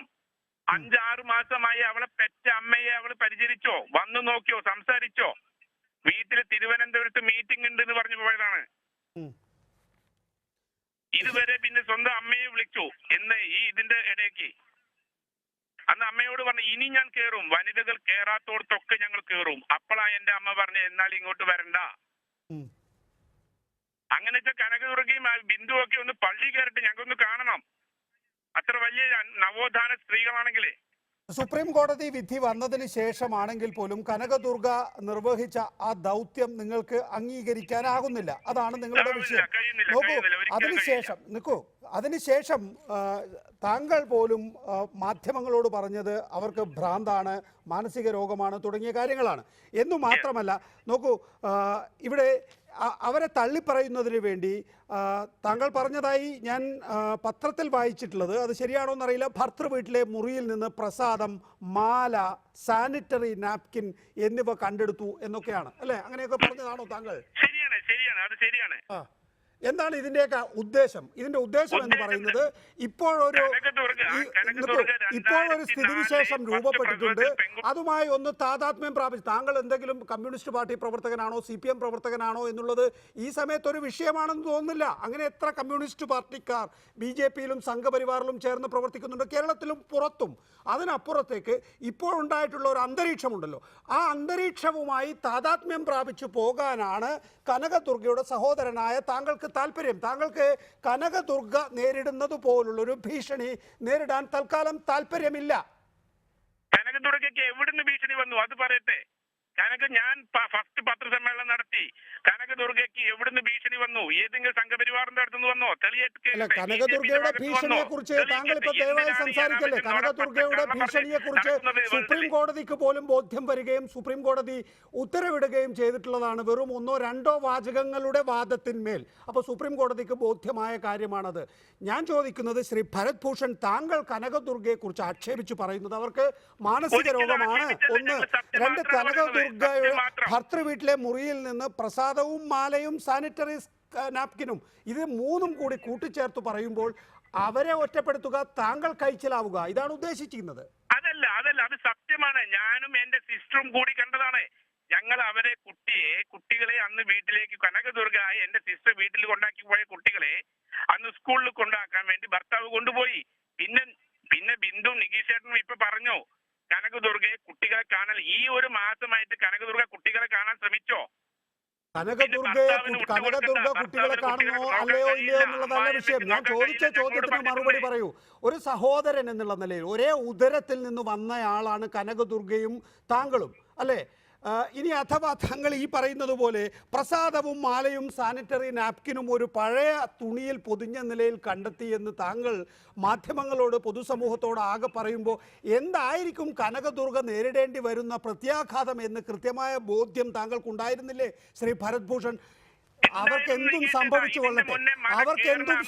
കൊള്ളട്ടെ, എനിക്കൊന്നും സംഭവിക്കരുത് എന്നുള്ള സംരക്ഷണമാണ് താങ്കൾ ഈ താതാത്മ്യം പ്രാപിക്കുന്നതിലൂടെ സ്വന്തമാക്കുന്നത്. ഇനി കേറില്ല. ഈ പറഞ്ഞ ബിന്ദു വരെ എന്റെ സിസ്റ്ററോട് പറഞ്ഞതാ, ഇനി കേറില്ല, കനകദുർഗ കേറില്ല, ഒരിക്കലും കേറില്ല. ദയവായി തുടരുക.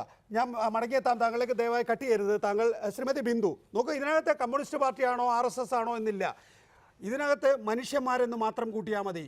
ഇപ്പോൾ SDPI-കാരനാണ് മുസ്ലിം വർഗീയവാദി എന്നും RSS-കാരനാണ് ഹിന്ദു വർഗീയവാദി എന്നും പറയുന്നതിൽ ഒരർത്ഥവുമില്ല. എല്ലാവരുടെയും ഉള്ളിൽ ഒരു വർഗീയവാദി ഉണ്ട്. അത് ഏറെയും കുറഞ്ഞുമൊക്കെ ചിലപ്പോൾ പലരിലും കണ്ടേക്കാം. അതുകൊണ്ട് ഇവിടെ രാഷ്ട്രീയ പാർട്ടിയുടെയോ പ്രത്യയശാസ്ത്രത്തിൻ്റെയോ മേലങ്കിയോ ഒന്നും ആരും ഇടണ്ട. ശ്രീമതി ബിന്ദു, നോക്കൂ, ഇവിടെ കനകദുർഗയുടെ സഹോദരൻ നിസ്സഹായമായി ചെയ്ത കാര്യങ്ങൾ ഒരുപക്ഷെ കനകദുർഗയെ അങ്ങ് ഇട്ടുകൊടുക്കുക, ഞാൻ സുരക്ഷിതനാവുക എന്നത് മാത്രമാണോ? അല്ല, ഒരിക്കലുമല്ല. കനകദുർഗയുടെ സഹോദരൻ നിസ്സഹായനായി ചെയ്തതല്ല, അയാൾ ക്രിമിനൽ ബുദ്ധിയോട് കൂടി ചെയ്തതാണ്.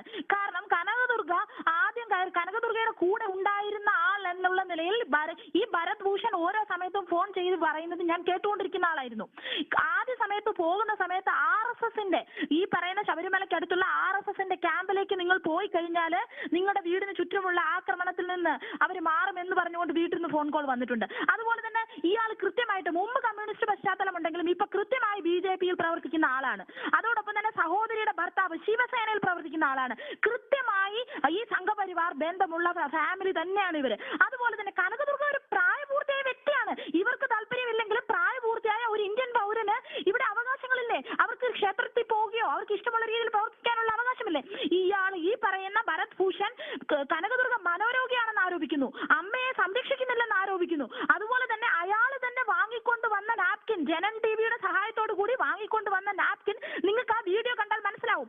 ഞങ്ങൾ 22-ന് പോയ ഞങ്ങള് ഈ 14-ാം തീയതിയോട് 15-ാം തീയതിയാണ് കനകദുർഗ വീട്ടിലെത്തുന്നത്. ഇത്രയും ദിവസം ഒരു ബാഗിൽ ഒരു നാപ്കിൻ വെച്ച് കഴിഞ്ഞാൽ അതിന്റെ ഫോൾഡ് ഒന്ന് മടങ്ങും. ഇത് കൃത്യമായിട്ട് ആ നാപ്കിൻ മടക്കിയ ആ പേപ്പറിന്റെ മടക്ക് പോലും ഫ്രഷ് ആയിട്ട് ഒരു ഷോപ്പിൽ നിന്ന് വാങ്ങിക്കൊണ്ട് വന്ന് നിവർത്തി വെക്കും. നിങ്ങൾ സൂക്ഷിച്ചു നോക്കിയാൽ മനസ്സിലാവും. ഇത്രയ്ക്കും ഒരു ക്രിമിനൽ മെന്റാലിറ്റിയോട് കൂടിയാണ് ഇയാൾ ചെയ്തിട്ടുള്ളത്.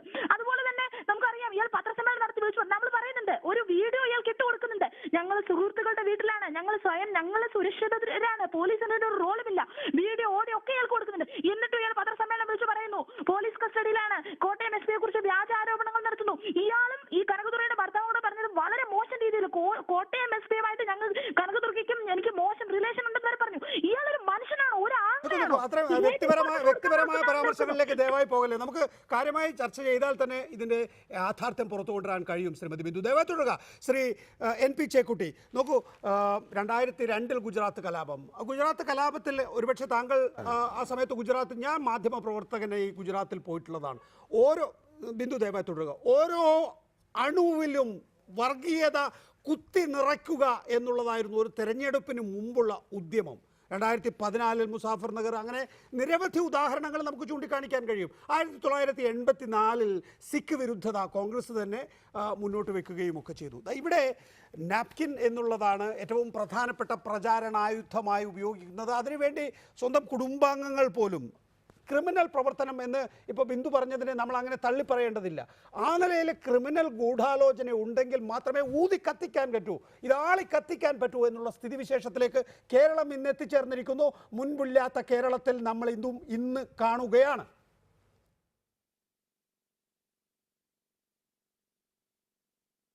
തീർച്ചയായും അത് ശരിയാണ്. ആ തരത്തിലുള്ള ഒരുപാട് ഗൂഢാലോചനകൾ നടക്കുന്നുണ്ട്. കേരളത്തിൽ ഒരു ടെലിവിഷൻ ചാനലെങ്കിലും ഈ തരത്തിലുള്ള നിരന്തരമായിട്ടുള്ള ക്രിമിനൽ ഗൂഢാലോചനകൾക്ക് പിന്തുണ നൽകുകയും അതിന് മേൽക്കൈയെടുക്കുകയും ചെയ്യുന്നു. ഞാൻ ആ ചാനലിന്റെ പേര് പറയുന്നില്ല. അങ്ങേയറ്റം ക്രിമിനലായിട്ട് പ്രവർത്തിക്കുന്ന ഒരു ചാനലെങ്കിലും ഇന്ന് കേരളത്തിലുണ്ട്. വർഗീയമായിട്ട് കേരളീയ സമൂഹത്തെ ഡിവൈഡ് ചെയ്യാൻ ശ്രമിക്കുന്ന ഒരു ചാനലുണ്ട്. ആ തരത്തിലുള്ള പ്രവർത്തനങ്ങൾ നടക്കുന്നത് കൊണ്ടാണ് നമ്മൾ കാര്യങ്ങളെ കുറെ കൂടി അവധാനതയോട് ഗൗരവത്തോടുകൂടി കാണേണ്ടത്.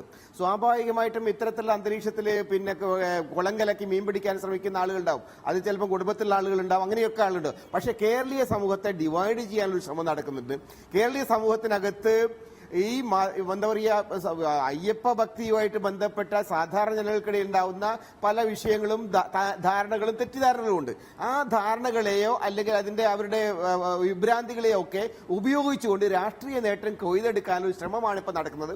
ആ ശ്രമം സംഘപരിവാരം ഇന്ന് നടത്തുന്നത് തീർത്തും വ്യാജമായിട്ടുള്ള വർഗീയമായിട്ടുള്ള പ്രചാരവേലയിലൂടെയാണ്. അതിന് പിണറായി വിജയനെ കുറ്റം പറഞ്ഞതിൽ അർത്ഥമില്ല. കാരണം സുപ്രീം കോടതി വിധി പിണറായി വിജയൻ കൊണ്ടുവന്നതല്ല.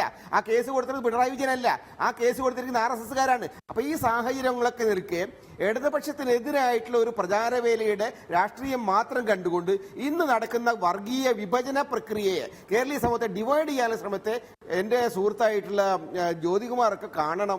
ജ്യോതികുമാറിനെ പോലെ ആളുകൾ ഇന്ന് സംഭവിക്കുന്ന ഈ വർഗീയ വിഭജന രീതിയെ അംഗീകരിക്കുന്നത് ഗുജറാത്ത് ക്ഷാമകാലം മുന്നോട്ട് വെച്ച ആശയത്തിൽ നിന്ന് ഞാൻ മനസ്സിലാക്കുന്നത് യഥാർത്ഥത്തിൽ സുപ്രീം കോടതി വിധി ആ നിലയിലൊരു സംഘപരിവാർ പരീക്ഷണത്തിന് പരുവപ്പെടുത്തുന്നതായിരുന്നില്ല. പക്ഷേ പിണറായി വിജയൻ അതിൽ ആക്രോശിച്ചിറങ്ങിയപ്പോൾ ആ നിലയിൽ പരുവപ്പെട്ടു.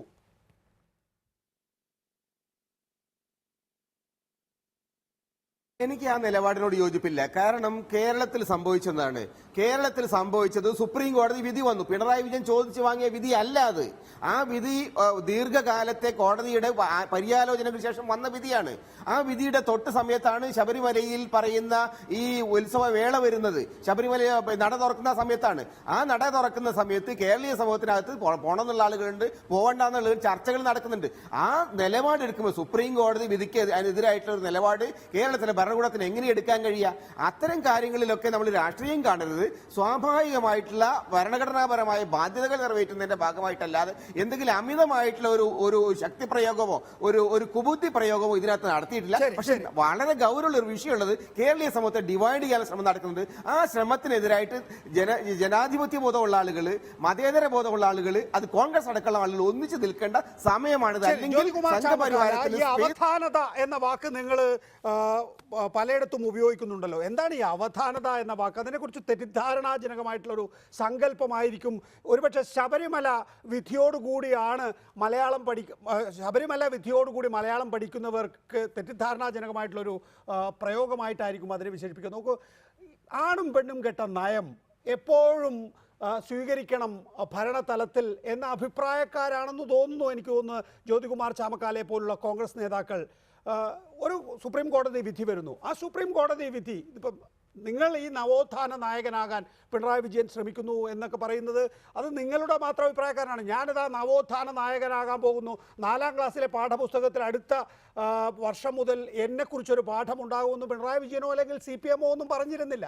നിങ്ങളാണ് ആരോപിച്ചത് പിണറായി വിജയൻ നവോത്ഥാന നായകനാകാൻ ശ്രമിക്കുകയാണ് എന്ന്. ഒരു ഭരണാധികാരി എങ്ങനെയാണോ കോടതി വിധികൾ നടപ്പാക്കേണ്ടത് അതിൻ്റെ ഉത്തമ ഉദാഹരണമായി വേണ്ടേ പിണറായി വിജയൻ ഈ കാര്യങ്ങളെ കണ്ടത്, അല്ലെങ്കിൽ ഈ സർക്കാർ ഈ കാര്യങ്ങളെ കണ്ടത്, നടപ്പിലാക്കിയത്?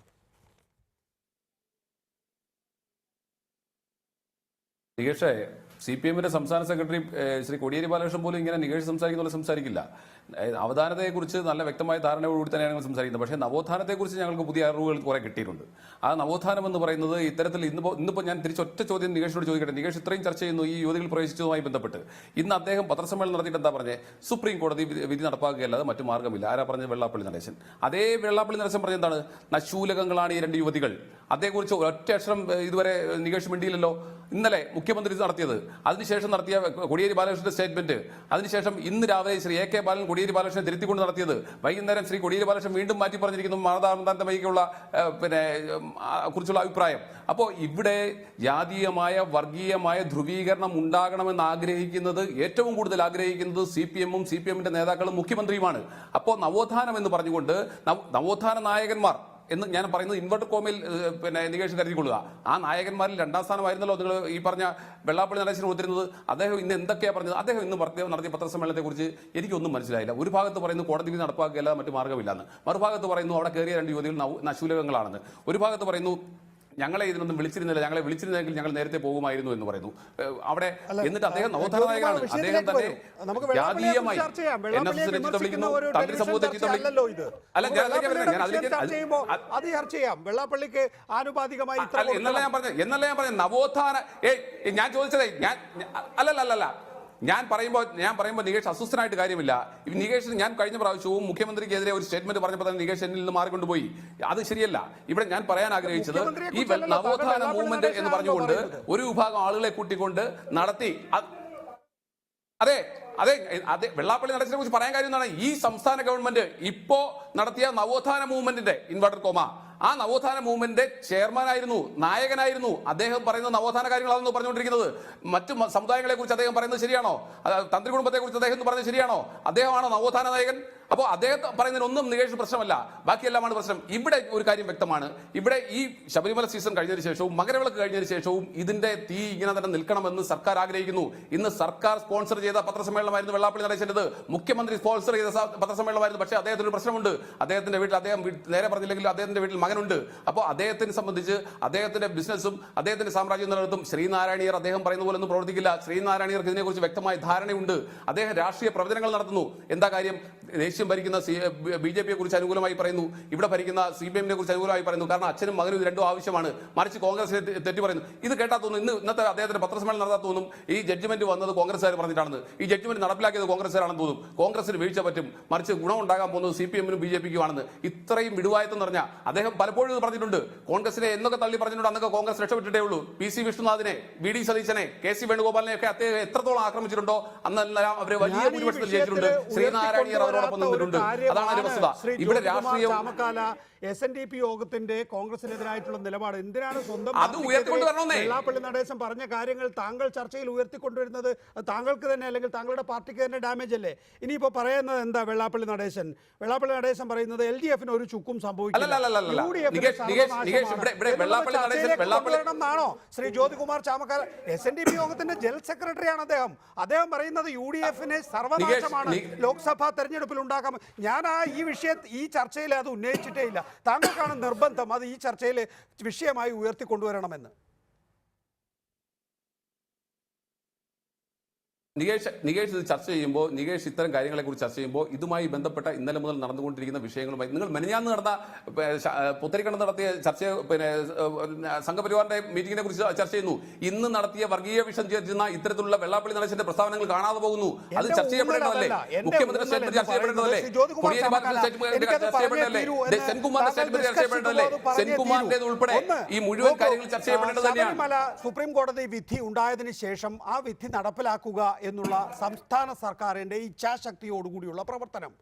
അപ്പോൾ സ്വാഭാവികമായും അതിനുമേലുണ്ടാകുന്ന എതിർപ്പ് എത്രത്തോളം കഠിനമാണ്, അതെങ്ങനെയാണ് വരാനിരിക്കുന്ന നാളുകളിൽ കേരളത്തെ ബാധിക്കാൻ പോകുന്നത്? അതുകൊണ്ടാണ് ഞാൻ എണ്ണി പറഞ്ഞത്, ശബരിമലയിൽ യുവതികൾ കയറുന്നു എന്നതിൻ്റെ പേരിൽ സന്നിധാനത്ത് വരെ അക്രമം സംഘടിപ്പിക്കുന്ന രീതിയിലേക്ക് കേരളം മാറിയിരിക്കുന്നു. ഇനിയിപ്പോൾ ശബരിമലയിലെ സ്ത്രീകൾ സുപ്രീം കോടതിയുടെ വിധിയുടെ അടിസ്ഥാനത്തിൽ കയറിയെങ്കിൽ തന്നെ കേരളമാകമാനം കത്തിക്കുന്ന രീതിയിൽ സംഘർഷം സൃഷ്ടിക്കാൻ ഇവിടെ സംഘപരിവാർ പ്രസ്ഥാനങ്ങൾക്ക് ശക്തി ഉണ്ടായിരിക്കുന്നു. പിന്നീട് ഈ കയറിയ യുവതികളുടെ വീട്ടിൽ അവർ എത്താതിരിക്കുന്നതിന് വേണ്ടിയുള്ള പ്രവർത്തനങ്ങൾ അവർക്ക് പ്രാദേശികാടിസ്ഥാനത്തിൽ നടപ്പാക്കാൻ സാധിക്കുന്നു. അവരുടെ ഭർത്താവ് കൈയൊഴിയുന്നു, അവരുടെ സ്വന്തം കുടുംബം കഴിയുന്നു, ആ തരത്തിലുള്ള സാഹചര്യം ഉണ്ടാക്കുന്നു. ഈ സാഹചര്യമാണ് നമ്മൾ ചർച്ച ചെയ്യുന്നത്, അല്ലാതെ വെള്ളാപ്പള്ളി നടേശൻ്റെ രാഷ്ട്രീയ നിലപാടായിരുന്നില്ല.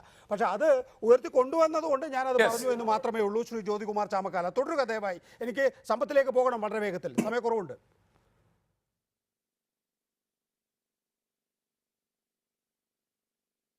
ചോദ്യത്തെക്കുറിച്ച് ശബരിമലയിൽ സംഘപരിവാർ അഴിഞ്ഞാടാൻ അവസരമുണ്ടാക്കി കൊടുത്തത് ഈ സർക്കാരാണ്.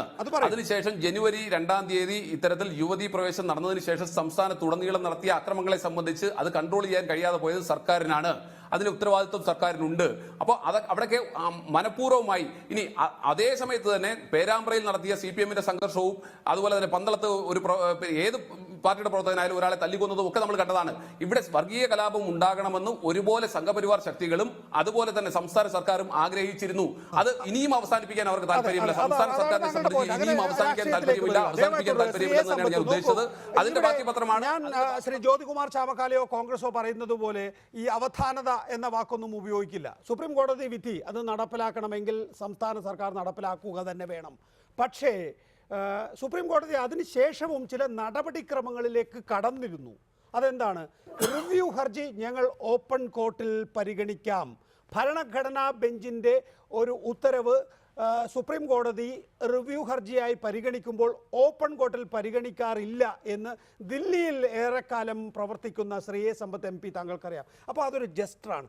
ആ നിലയിൽ ആ വിധിയിൽ എന്തെങ്കിലും തിരുത്തൽ വരുത്താൻ സുപ്രീം കോടതി തയ്യാറാകുന്നുണ്ടോ എന്ന് നമ്മൾ ഇനിയും എത്ര കാലം ജീവിക്കേണ്ടവരാണ്, എത്ര തലമുറകൾക്ക് ഇനിയും നമ്മൾ മണ്ണൊരുക്കേണ്ടവരാണ്. അപ്പോൾ ആ നിലയിലുള്ള ഒരു കാഴ്ചപ്പാട്, ദീർഘവീക്ഷണം പിണറായി വിജയൻ സർക്കാർ കാണിച്ചിരുന്നുവെങ്കിൽ ഞാൻ നേരത്തെ ലിസ്റ്റ് ഔട്ട് ചെയ്ത ഈ സംഭവവികാസങ്ങൾ ഉണ്ടാകുമായിരുന്നു. അതുകൊണ്ടാണോ ജ്യോതികുമാർ ചാമക്കാല പറയുന്നത് ഇതിൻ്റെ ഉത്തരവാദിത്തം ഭാഗികമായെങ്കിലും പിണറായി വിജയനാണ്, സംഘപരിവാറിൻ്റെ ഉത്തരവാദിത്തം മറക്കാതെ തന്നെ?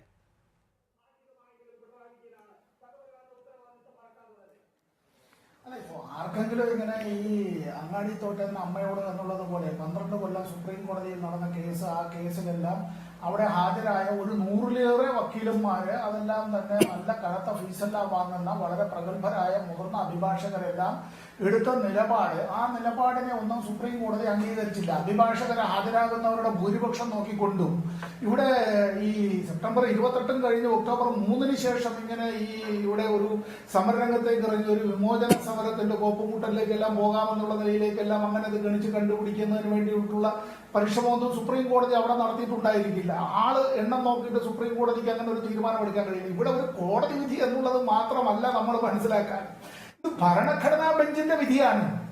ഒരു കോടതി വിധി എന്ന് പറയുമ്പോൾ നമ്മൾ സാധാരണ ആളുകളുടെ എല്ലാം ധാരണ ഒരു കോടതി വിധി, അത് കോടതിയിലെ സുപ്രീം കോടതിയുടെ വിധി, പല വിധികളും വരില്ലേ. ഇത് ഭരണഘടനാ ബെഞ്ചിന്റെ വിധിയാണ്. ഭരണഘടനാ ബെഞ്ചിന്റെ വിധി അത്തരത്തിൽ വരുമ്പോൾ ഒരു സംസ്ഥാന ഗവൺമെന്റ്, ആ സംസ്ഥാന ഗവൺമെന്റ് ആയാലും ശരി, അതല്ല കേന്ദ്ര ഗവൺമെന്റ് ആയാലും ശരി, ഭരണഘടനാദത്തമായിട്ടുള്ള ചില കടമകളുണ്ട്. ബാധ്യത എന്നല്ല ഞാൻ പറഞ്ഞത്, അത് ചില ഡ്യൂട്ടീസാണ്. അപ്പൊ അത്തരത്തിലുള്ള ഭരണഘടനാപരമായിട്ടുള്ള ചുമതലകൾ നിർവഹിക്കുന്നതുമായി ബന്ധപ്പെട്ട് ഇപ്പൊ ചില ചങ്ങാതിമാർ ചോദിക്കുന്നത് ഇത്ര തിരക്കിട്ട് ഇതെല്ലാം നടപ്പാക്കേണ്ട. തിരക്കിട്ട് നടപ്പാക്കുന്നത് സർക്കാരിന് അത്തരത്തിൽ അവിടെ ആളെ കൊണ്ടുപോകലും അത്തരത്തിലുള്ള ജോലിയിലും കാര്യമില്ല. ഞാൻ ഇതുപോലെ ടെലിവിഷൻ ചാനൽ ചർച്ചകൾക്ക് പോയപ്പോൾ BJP-യുമായി ബന്ധപ്പെട്ട ചില ചങ്ങാതിമാർ ചോദിച്ചതാണ്, എന്താ നിങ്ങളുടെ വീട്ടിൽ നിന്നെല്ലാം പെണ്ണുങ്ങളെല്ലാം അങ്ങോട്ടേക്ക് പോകുന്നില്ല എന്നുള്ളതിൽ. അതാ പിന്നെ അതിനപ്പുറം ചോദിക്കാമല്ലോ, എന്താ നിങ്ങളുടെ വീട്ടിൽ നിന്ന് ആണുങ്ങളെല്ലാവരും കൂടി കൂട്ടത്തോടെ അങ്ങോട്ടേക്ക് പോകുന്നില്ല എന്നുള്ളത്. ഓരോരുത്തർക്ക് സൗകര്യമുള്ളപ്പോൾ, അവർക്ക് അത്തരത്തിലുള്ള സമയമുള്ളപ്പോൾ, അവർക്ക് ആഗ്രഹമുള്ളപ്പോൾ അവരത്തരത്തിലുള്ള തീർത്ഥാടന കേന്ദ്രങ്ങളിലോ അത്തരത്തിലുള്ള ആരാധനാലയങ്ങളിലോ അവർ പോകും. ഇതിനെ രാഷ്ട്രീയവുമായി കൂട്ടിക്കുഴയ്ക്കേണ്ട കാര്യമൊന്നുമില്ല.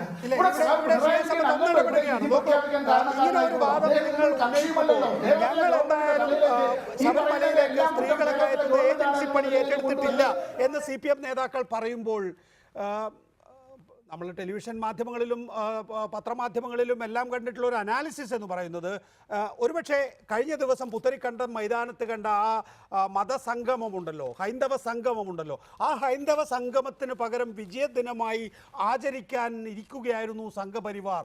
അത് പൊളിക്കുന്നതിന് വേണ്ടിയിട്ടാണ് ഇപ്പോൾ കനകദുർഗയെയും ബിന്ദുവിനെയും ശബരിമല കയറ്റിയത് രാത്രിയുടെ മറവിലെന്നാണ്. അതുകൊണ്ട് നിങ്ങൾക്ക് കയറ്റാൻ ഉദ്ദേശമില്ലായിരുന്നു എന്നുള്ളത് എടുക്കാച്ചരക്കാണ്. പകരം ഇടയിൽ രാഷ്ട്രീയം കയറി വന്നിരുന്നു. ആ രാഷ്ട്രീയം സർക്കാരും ഇവിടുത്തെ സംഘപരിവാർ സംഘടനകളുമായി മാറിയിരുന്നു, അല്ലെങ്കിൽ CPM-ഉം സംഘപരിവാർ സംഘടനകളുമായി മാറിയിരുന്നു. സംഘപരിവാർ രാഷ്ട്രീയം കളിക്കുമ്പോൾ അതൊരു സുവർണ അവസരമായി കാണുമ്പോൾ, എന്നാൽ അതേ നാണയത്തിൽ തിരിച്ചടിക്കാം എന്നുള്ളതിൻ്റെ മറുപടി തന്നെയായിരുന്നു യഥാർത്ഥത്തിൽ ബിന്ദുവിൻ്റെയും കനകദുർഗയുടെയും ശബരിമല കയറ്റം, സർക്കാർ സ്പോൺസേഡ് ശബരിമല കയറ്റം. പറഞ്ഞോളൂ.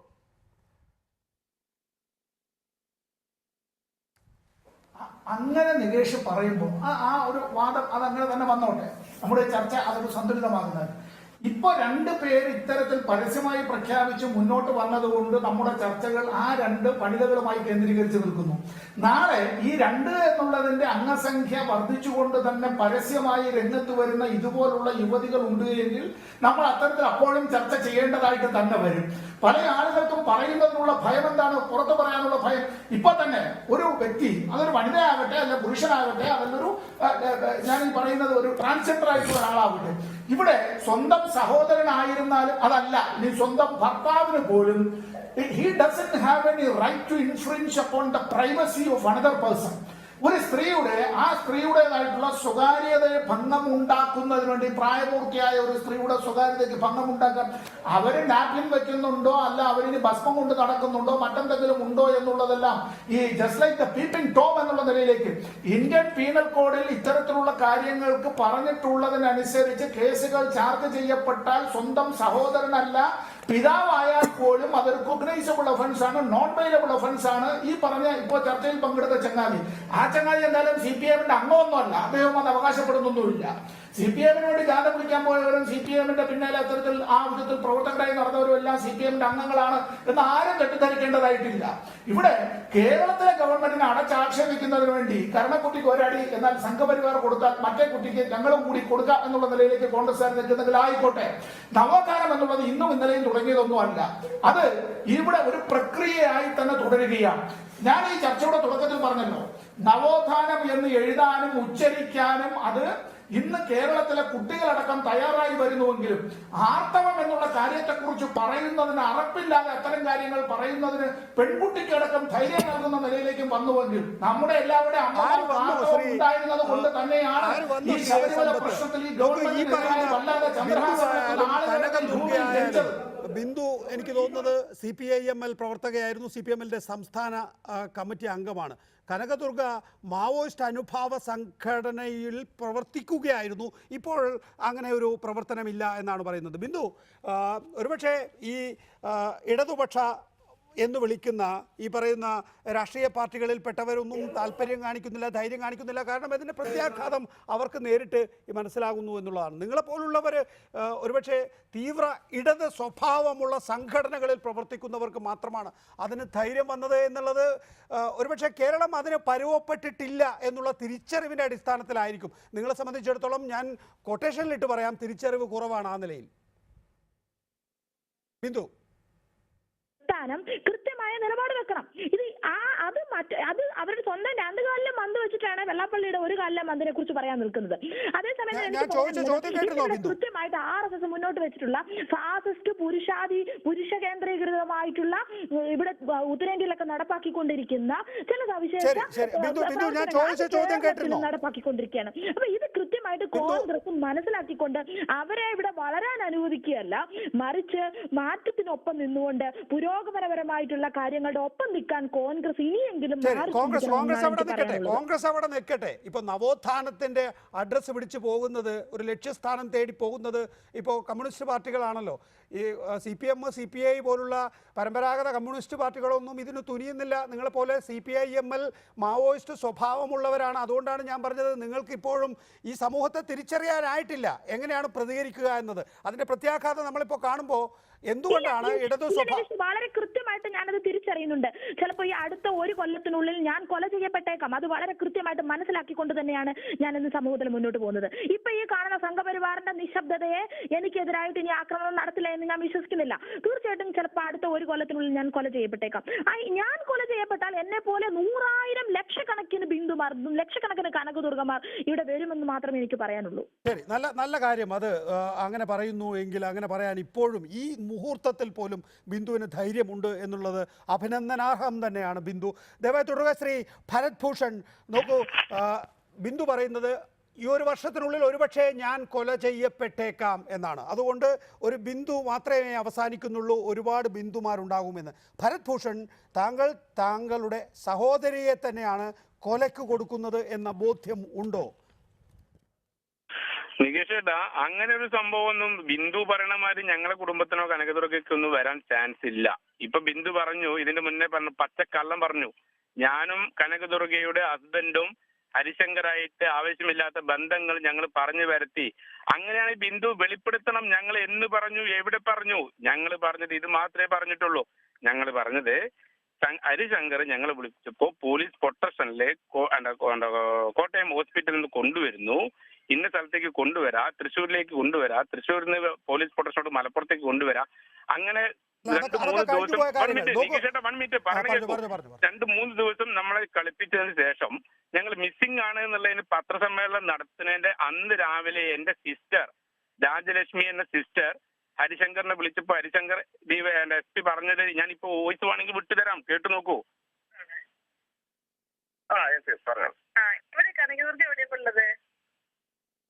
അവര് കണ്ണൂർ എവിടെയോ ഉണ്ടെന്നാണ് എനിക്ക് തോന്നുന്നത്. അവര് വീട്ടിലോട്ട് പോകുന്നു പറഞ്ഞു. വീട്ടിലോട്ട് പോയില്ല അവര്.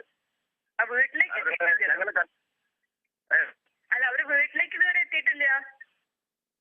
എത്തിയിട്ടില്ല. അപ്പൊ അവരുടെ കോൺടാക്ട് നമ്പർ അവൈലബിൾ ഇല്ല. അവരുടെ നമ്പറിന് വിളിച്ചെടുക്കണില്ല. ശരി, ശ്രീ ഭരത് ഭൂഷൺ, നമുക്ക് അതിലൊരു വ്യക്തത വരില്ല. ഞാൻ താങ്കൾ എനിക്ക് അയച്ചു തന്നാൽ ഞാനത് കുറെ കൂടി ക്ലാരിറ്റിയോട് കൂടി കൊടുക്കാം.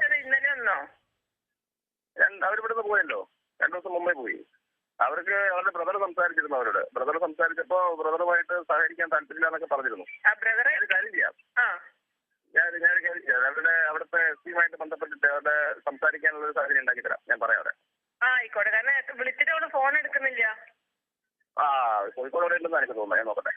ഒന്ന് നോക്കിയൊന്ന് പറയണേ. കാരണം ഇവിടെ കുട്ടിയൊക്കെ തീരുന്ന സുഖമില്ലേ, കുട്ടികളുടെ അടുത്തുള്ളത്. ഭരത് ഭൂഷൺ എടുക്കൂ, ഫോൺ എടുക്കൂ. ഓക്കെ. ഞാൻ സംസാരിക്കാനുള്ള സാഹചര്യം ഉണ്ടാക്കി തരാം. ഓക്കെ. അതിൽ നിന്ന് എന്താ മനസ്സിലാക്കിയത് ഭരത് ഭൂഷൺ? എന്താ പറഞ്ഞോളൂ, അതിന്റെ ആശയം കേട്ടില്ലേ? ഈ ഒരു സംസാരം ഇതിന്റെ ഒരു 4 ദിവസം 5 ദിവസം മുന്നേ, അന്ന് ഉച്ചയ്ക്ക് വരെ നമ്മുടെ കോട്ടയം SP നമ്മോട് പറഞ്ഞത് പോലീസ് പ്രൊട്ടക്ഷനില് ഇന്നൊരു ഗസ്റ്റ് ഹൗസിലുണ്ട്, എത്തിച്ചു തരും, പ്രശ്നം. അന്നും ഞാൻ പറഞ്ഞു ഇത് ഒരിക്കലും അവരെ കേട്ടത്. അതിന്റെ ഓടിയോണ്ട് അതൊക്കെ ശ്രീ ഭരത് ഭൂഷൺ, നമ്മളൊന്നും പൊട്ടന്മാരല്ല. ഇതിനകത്തെല്ലാം സംഭവിച്ചിരിക്കുന്നത് എന്താണ്? ഇവര് രണ്ടുപേരും ഇങ്ങനെ ഒരു ഉദ്യമത്തിന് തിരിക്കുന്നു. അതിന് പോലീസ് സഹായം ഉണ്ടായിട്ടുണ്ടാകും. അതിലൊന്നും ആർക്കും അത്ഭുതം, അതൊന്നും പുതിയ കണ്ടുപിടുത്തമൊന്നുമല്ല.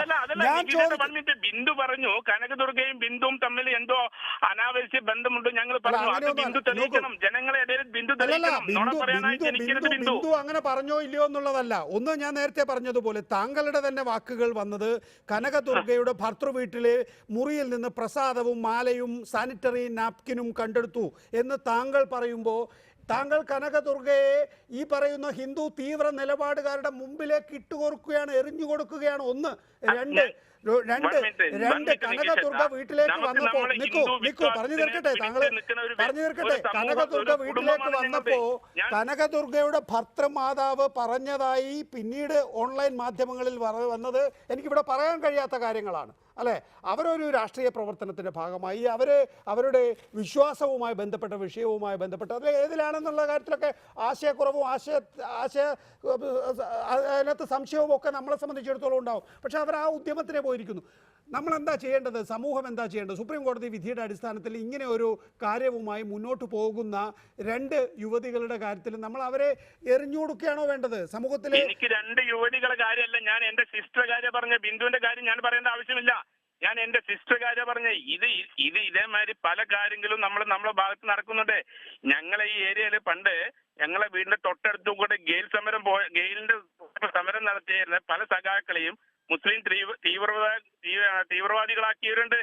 ഞാൻ എന്റെ മതവിശ്വാസത്തിനൊപ്പം നിന്നപ്പോൾ സംഘപരിവാറാക്കി എന്റെ ഉദ്യമത്തിന് എന്റെ ധാരണയിൽ മാറിയിട്ടില്ല, പാർട്ടി മാറിയിട്ടില്ല. അതിന് ബിന്ദുവിന്റെ സർട്ടിഫിക്കറ്റ് ഒന്നും എനിക്ക് വേണ്ട. ഇപ്പോഴും ഞങ്ങൾ മാർക്സിസ്റ്റ് കുടുംബം തന്നെയാണ്, കമ്മ്യൂണിസ്റ്റ് കുടുംബമാണ്. അത് ബിന്ദു മനസ്സിലാക്കിയാൽ മതി. എന്ത്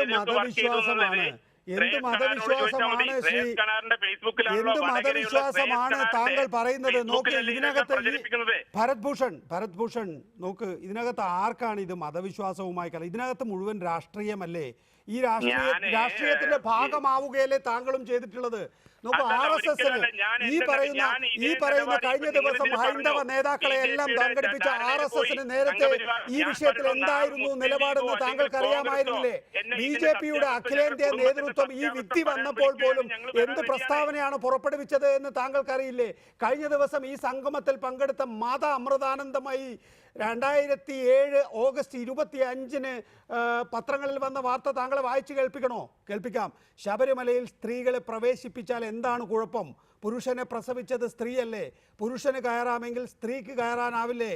അത് കയറാനാവില്ല എന്ന് പറയുന്നത് അധർമ്മമാവില്ലേ? ആദ്യകാലങ്ങളിൽ മലയും കാടും ഒക്കെ ഉള്ളത് കൊണ്ടായിരിക്കാം ഒരുപക്ഷെ. അതിൽ നിന്ന് വ്യത്യസ്തമായി പുതിയ കാലത്ത് നിലപാടെടുക്കണമെന്ന് 2007 പറഞ്ഞ മാതാ അമൃതാനന്ദമയി 2017 നിലപാട് മാറ്റുന്നു. രാഷ്ട്രീയ പാർട്ടികൾ നിലപാട് മാറ്റുന്നു. അപ്പം മതമാണ് ഇതിൻ്റെ വിശ്വാസമാണെന്നൊന്നും പറയുന്നതിൽ എന്തെങ്കിലും കാര്യമുണ്ടെന്ന് എനിക്കറിയില്ല ശ്രീ ഭരതഭൂഷൺ. പക്ഷേ താങ്കൾക്ക് താങ്കളുടെ നിലപാടെടുക്കാം. ശ്രീ എൻ പി ചേക്കുട്ടി നോക്കൂ, നേരത്തെ ബിന്ദു പറഞ്ഞതാണ്, ഞാൻ ഒരുപക്ഷെ ഒരു വർഷത്തിനുള്ളിൽ കൊല ചെയ്യപ്പെട്ടേക്കാം എന്ന തിരിച്ചറിവോടുകൂടി കേരളത്തിൽ ജീവിക്കേണ്ട ഒരു സാഹചര്യം ബിന്ദുവിനെയും കനകദുർഗയെയും സംബന്ധിച്ചിടത്തോളം ഉണ്ട്. ബിന്ദുവിൻ്റെ ഭർത്താവ് കൂടെയുണ്ട്. ഭർത്താവിനെ കാണാനുള്ള സാഹചര്യമുണ്ട്, കുട്ടിയെ കാണാനുള്ള സാഹചര്യമില്ല. കനകദുർഗയ്ക്ക് ഇതാരുമില്ല. നോക്കൂ, അങ്ങനെ ഒരു സമൂഹത്തിലേക്കാണ് നമ്മളിപ്പോൾ കാലെടുത്ത് വെച്ചുകൊണ്ടിരിക്കുന്നത്. ലോക്സഭാ തെരഞ്ഞെടുപ്പ് ഒരുപക്ഷെ ഈ ഒരു നിലയ്ക്ക് അരക്കെട്ടുറപ്പിക്കാനും മതി. ഇന്ന് വെള്ളാപ്പള്ളി നടേശൻ അതിന് ചില സൂചനകളാണ് നൽകിയത് എന്ന് തോന്നുന്നു. അതാണ് നേരത്തെ ജ്യോതികുമാർ ചാമക്കാല ചൂണ്ടിക്കാണിച്ച്. താങ്കളുടെ ടേക്ക് പറഞ്ഞ് അവസാനിപ്പിക്കാം ശ്രീ എൻ പി ചേക്കുട്ടി. എനിക്ക് തോന്നുന്നില്ല ഈ സംഘപരിവാരം സത്യത്തിൽ ഒരുപാട് വയലൻസ് പ്രയോഗിക്കാൻ ശ്രമിച്ചിട്ടുണ്ട്. 9 ഹർത്താലുകൾ വഴി, ശബരിമലയിൽ അവർ നടത്തിയ അക്രമങ്ങൾ വഴി, അതുപോലെ തന്നെ ഈ സ്ത്രീകളുടെ നേരെയൊക്കെ നടത്തിക്കൊണ്ടിരുന്ന കടന്നാക്രമണങ്ങൾ വഴി ഒരുപാട് വയലൻസിന് അന്തരീക്ഷം അവരുണ്ടാക്കാൻ ശ്രമിക്കുന്നുണ്ട്. പക്ഷെ വയലൻസ് കൊണ്ട് ജനങ്ങളെ ഇല്ലായ്മ ചെയ്യാനോ ജനങ്ങളുടെ വിശ്വാസം തകർക്കാനോ സാധിക്കുമെന്ന് എനിക്ക് തോന്നുന്നില്ല. ഒരിക്കൽ പോലും കേരളത്തിന്റെ ചരിത്രത്തിൽ ഇന്ന് വരെ ജനങ്ങളുടെ മുന്നേറ്റങ്ങളെ അങ്ങനെ വയലൻസ് കൊണ്ട് അടിച്ചമർത്തിയ ഒരു ചരിത്രമല്ല. അങ്ങനെയാണെങ്കിൽ ഗുരുവായൂരിൽ നടത്തിയ വയലൻസിന്റെ പേരിൽ അന്ന് അവസാനിക്കേണ്ടതായിരുന്നു, അല്ലെങ്കിൽ അയ്യങ്കാളി കിട്ടിയ തല്ലിന്റെ പേരിൽ അന്ന് അവസാനിക്കേണ്ടതായിരുന്നു. അതൊന്നും നടന്നിട്ടില്ല. സ്വാഭാവികമായിട്ടുള്ള മുന്നേറ്റങ്ങളാണ്, സ്വാഭാവികമായ മാറ്റങ്ങളാണ്. അതിന്റെ ഭാഗമായിട്ട് നിൽക്കുക എന്നുള്ളതാണ് അവർ ചെയ്യേണ്ടത്. അതിനിടയിൽ ഭാഗമായിട്ട് ചില ആളുകൾക്ക് പരിക്കുകൾ പറ്റും, ഇല്ല എന്ന് ഞാൻ പറയില്ല. പക്ഷെ അതുകൊണ്ടൊന്നും കേരളത്തിൽ നടക്കുന്ന സ്വാഭാവികമായിട്ടുള്ള സാമൂഹിക മാറ്റങ്ങളെ തടയാൻ കഴിയില്ല. വളരെ നന്ദി Shri N P Chekutty, Jyothikumar Chamakkala, A Sampath MP, ഒപ്പം തന്നെ ഈ വിഷയത്തിൽ സംസാരിച്ച ബിന്ദു, കനകദുർഗയുടെ സഹോദരൻ, ന്യൂസ് നൈറ്റിൽ സഹകരിച്ചതിന് നന്ദി. നമസ്കാരം.